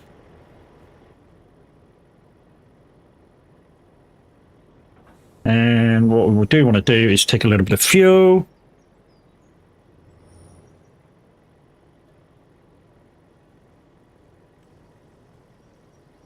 And then we'll park it up. And guys, the only thing that you're going to see now is me parking this up, go getting the tractor and repairing that. So, let's go and say hello to the average Viking. You guys on YouTube, thank you very much for popping by. And we'll see you again tomorrow for some SnowRunner, the continuation day 5 of Quebec. And if you want to come and join us, you're very, very welcome.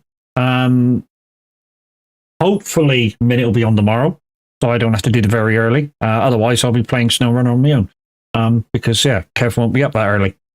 Well, it may be, but it may not be. Anyways, you guys on YouTube, we'll see you later, peoples. Toodles. Guys on Twitch, stick around for 2 seconds and we shall raid out.